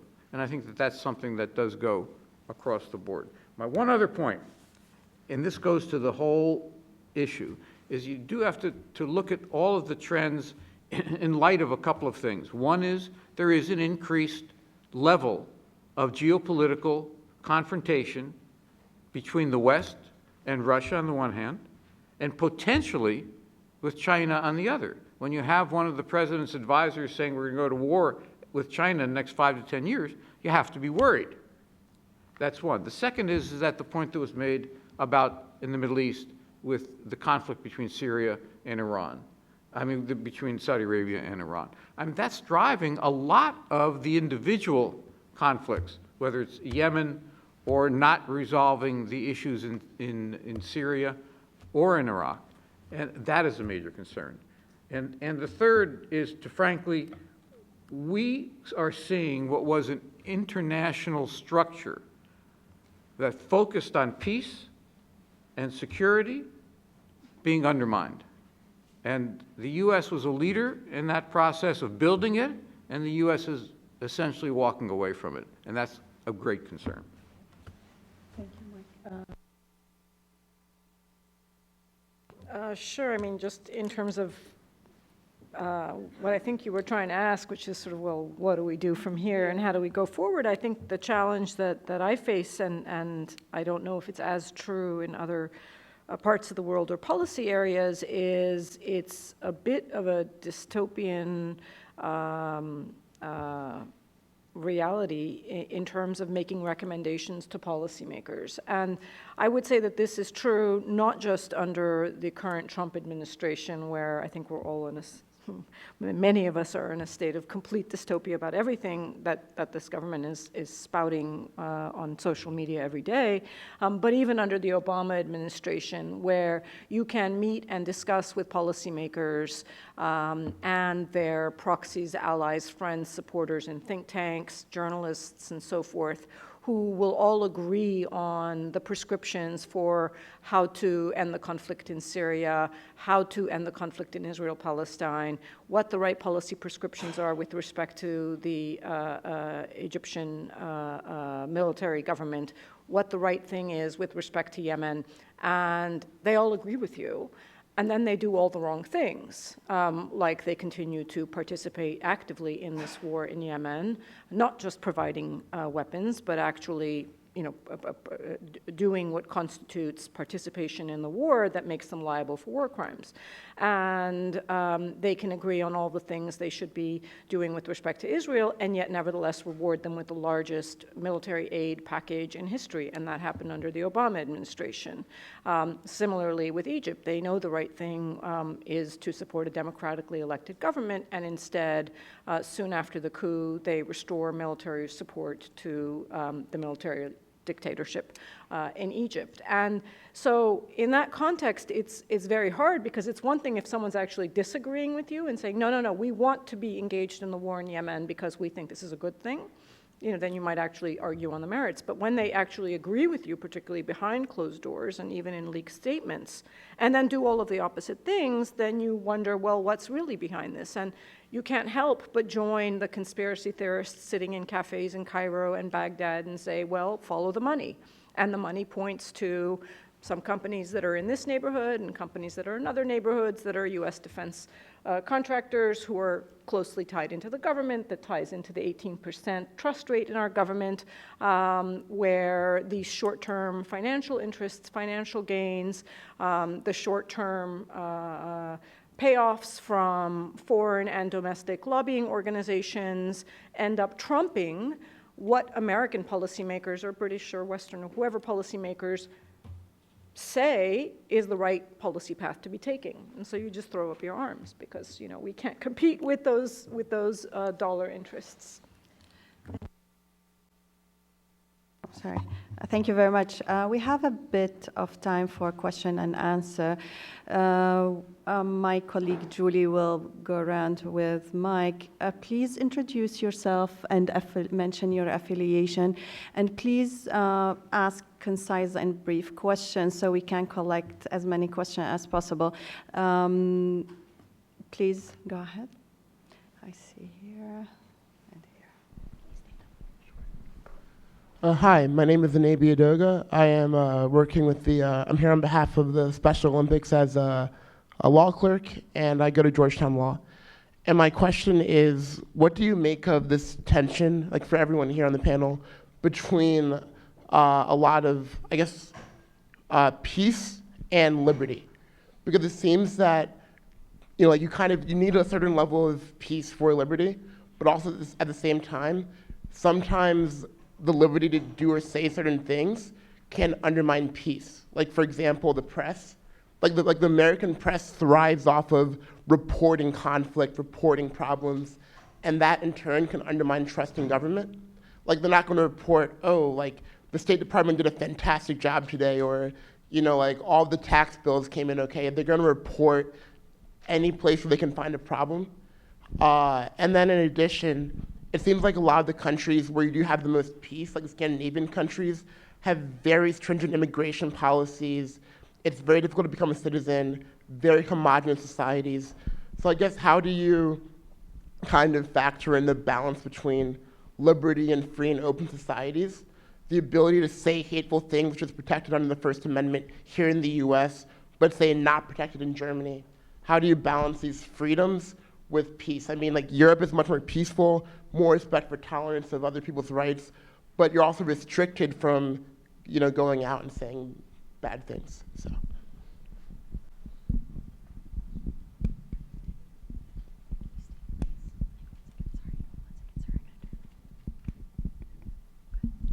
Thank you very much. I'm Ed Almadar from the United Nations Association and the Partnership for Transparency.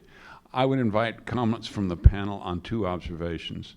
The first is one of the implications of the report, and particularly the comments by Heather, is that there seems to be an increasing merger between domestic and foreign policy and issues in this country and around the world.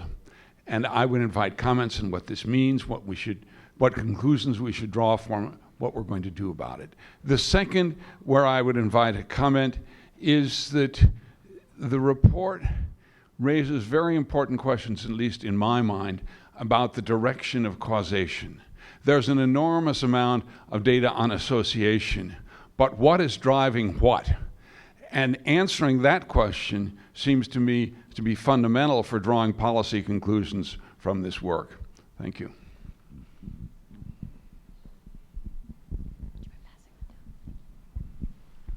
Hi, thank you. My name is Brooks Reed, and I'm here from the Charities Aid Foundation of America. And I had a question directed at comments that you guys made about proactive investment in the positive pillars of peace. And as a philanthropic foundation, we're really interested in identifying the organizations and causes that can best advance the goals of our donors. And so my question is, where do you think that this money should be coming from? First of all, should it be coming from governments? Do you think it's important where it comes from? But also, where do you think it should be going? So what kinds of initiatives, what kinds of organizations, what kinds of specific causes would you recommend would be the most effective?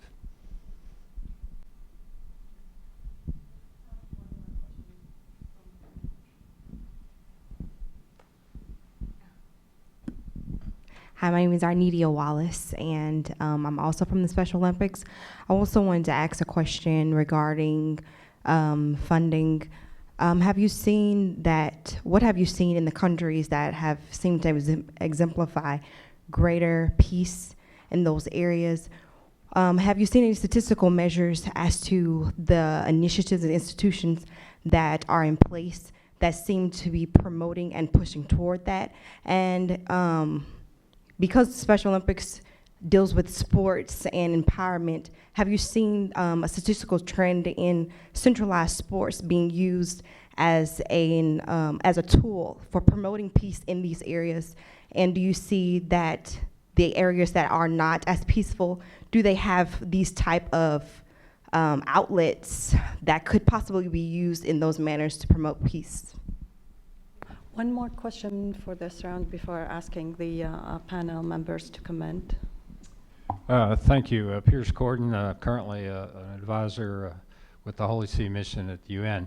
The question has to do with the role of churches in the ability to influence positive peace. I recall the Pope, when he spoke before the Congress, was strongly critical of the arms supplies in the Middle East, and he's gone back to that and said that the profit motive in supplying arms is something that's really, I think he used the term, it's money drenched in blood before the U.S. Congress. So what's the role of the churches, not only Roman Catholic but others, trying to build positive peace, in particular on this economic issue?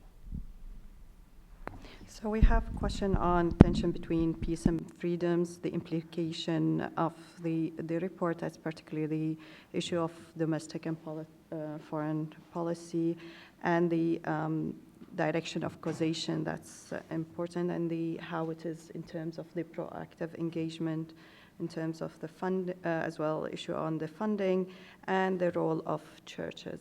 I'm happy to start. Okay, sure. So the first thing I wanted to say is I'm really so grateful to the two of you from the Special Olympics, because something that none of us mentioned and that doesn't get mentioned often enough in the discussion of the deterioration of things here at home is the absolutely horrifying rise in public bigotry toward people with disabilities and the degree to which the culture is normalizing and accepting that. And I don't think we can remind ourselves of that often enough. So thank you very much for triggering that. Something that I think this report actually does really well is propose a different way of thinking about the idea of there being a trade-off between peace and justice, and that what the report suggests is that instead there's a cycle where either the two things are building on each other or the two things are tearing each other down. And I think Mark and Sarah Lee are very well positioned to talk about both how that works and how it doesn't work in various other societies. But you can see, I think, the cycle eating itself in a negative way here in our country at the moment. I actually agree with you that there are some big questions in my mind about causation. One that I'd specifically take the opportunity to point out is I think we know that the way that the degrees of violence against women in a society is one of the best predictors of both inter and intra-societal conflict. And I felt that could be teased out a little bit more. That's not a consequence of a peaceful society, that's a cause of a peaceful society. And last, on this question of investment, and Pierce, your question about the role of churches in particular, but you're really getting at the question of who are the actors and how should they be acting. We touched very briefly on two things that I think are going to be absolute pillars, and one is the role of the media, which you characterize in the report as free flow of information. We have an idea about what unfree flow of information looks like, those of us who work in the foreign policy arena, but I think we're experiencing now that in a market, in a media market system, there's more than one way for information to stop flowing freely, and we're experiencing it in our own society, so I think there's philanthropic work that could be done on that. Also, again, something we know works in post-conflict societies, and we have really criminally failed to think about here, is local versus national, and I think, Pierce, the churches, at least the American churches, are a great example of that, where the churches that work on disarmament, the churches that work on global poverty, the churches that work on global AIDS, we got into the habit of doing that in a very top-down way, of getting folks sitting in Washington to make statements and go meet with their member of Congress, and we maybe got out of the habit of doing it from the ground up.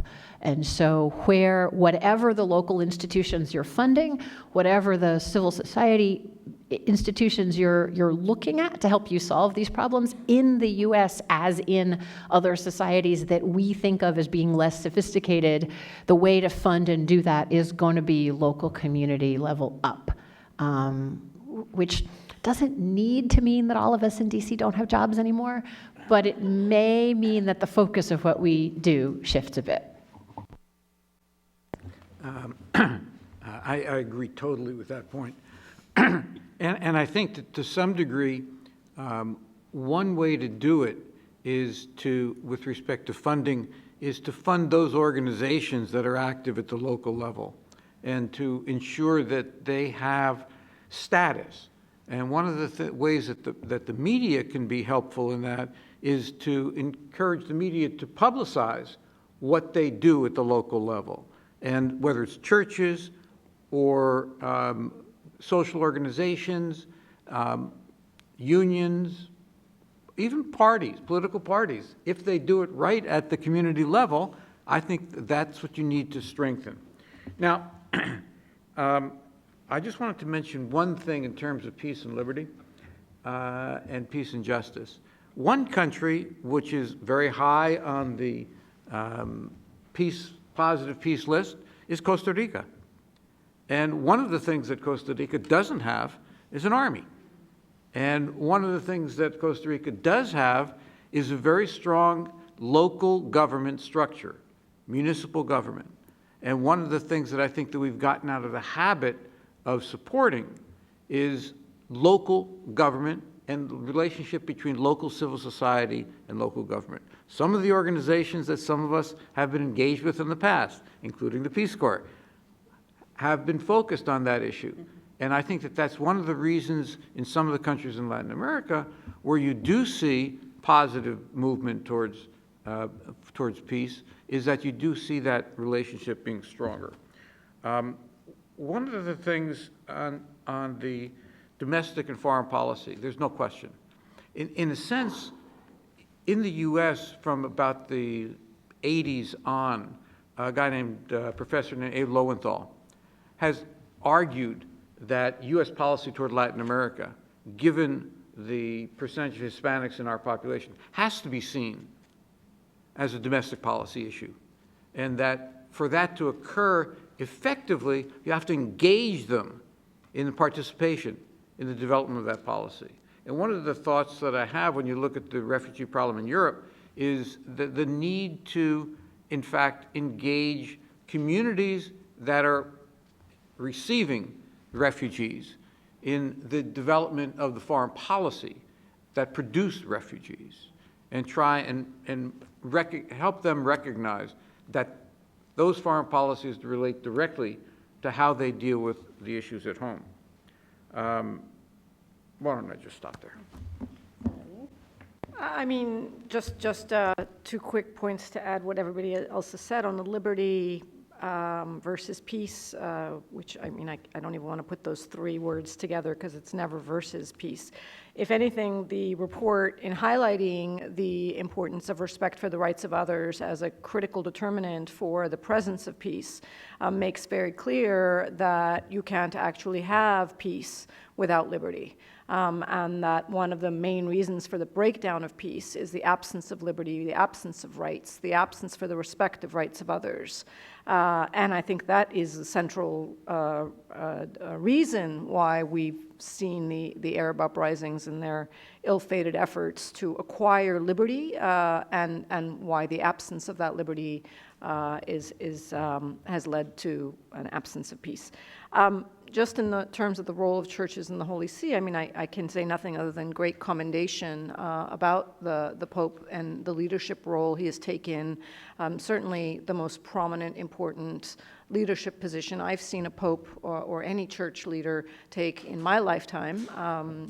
Sadly, Martin Luther King died before my time, but it has been remarkable the extent to which the Pope's voice has been a voice of tolerance and reason and principle, in the very sad absence of that among other global political leaders, and not just on issues of current conflicts, but even on issues, for example, on the Armenian genocide and the 100th commemoration.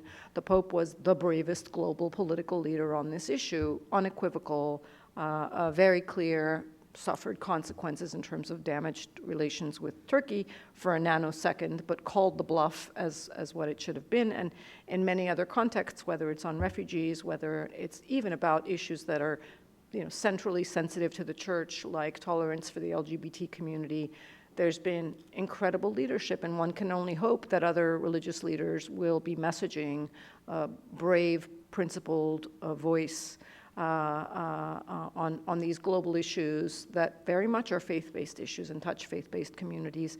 And, I would only wish to see Muslim and Jewish religious leaders, for example, to say nothing of Hindu religious leaders, who've sadly been voices of war, voices justifying and promoting war and fighting and hatred and conflict. Take a page from the Pope. Michelle, last. Yeah, well, thanks to everybody for their comments. Just to add on to those, in terms of looking at the positive peace framework, and to think about causation and correlation and what's included and what's not included, what it is really a broad swath of understanding which factors and which interrelated factors in society interact in ways with peace systems or with violence systems. And so it's not looking at individual causal factors, but it's seeing how do we strengthen the system as a whole. What we've seen in the US, and I think this was also articulated by Heather, is that many aspects of positive peace in the US decline. So the environment actually in the United States became more unstable and then actually influence the levels of political polarization that we see. We can't separate freedom of the media from well-functioning governments and low levels of corruption. That said, from an investment and policy angle, and we don't include sports programs, for instance, in that, we do see many examples of institutions that help build more positive peace, that include sports that lead to social cohesion, that include churches, that include media outlets that report, that include peace councils that try to have better representation in government. So when we think about investments, I would just say that looking at some of the issues that the panel has pointed out are great areas for philanthropists in the US to think about both domestically and internationally. How do we ensure that a free press is existent and strong, not only in the US, but abroad? How do we support civil society organizations that try to bring accountability to government institutions? It's a two-way street. How do we support anti-corruption initiatives at the national and local levels?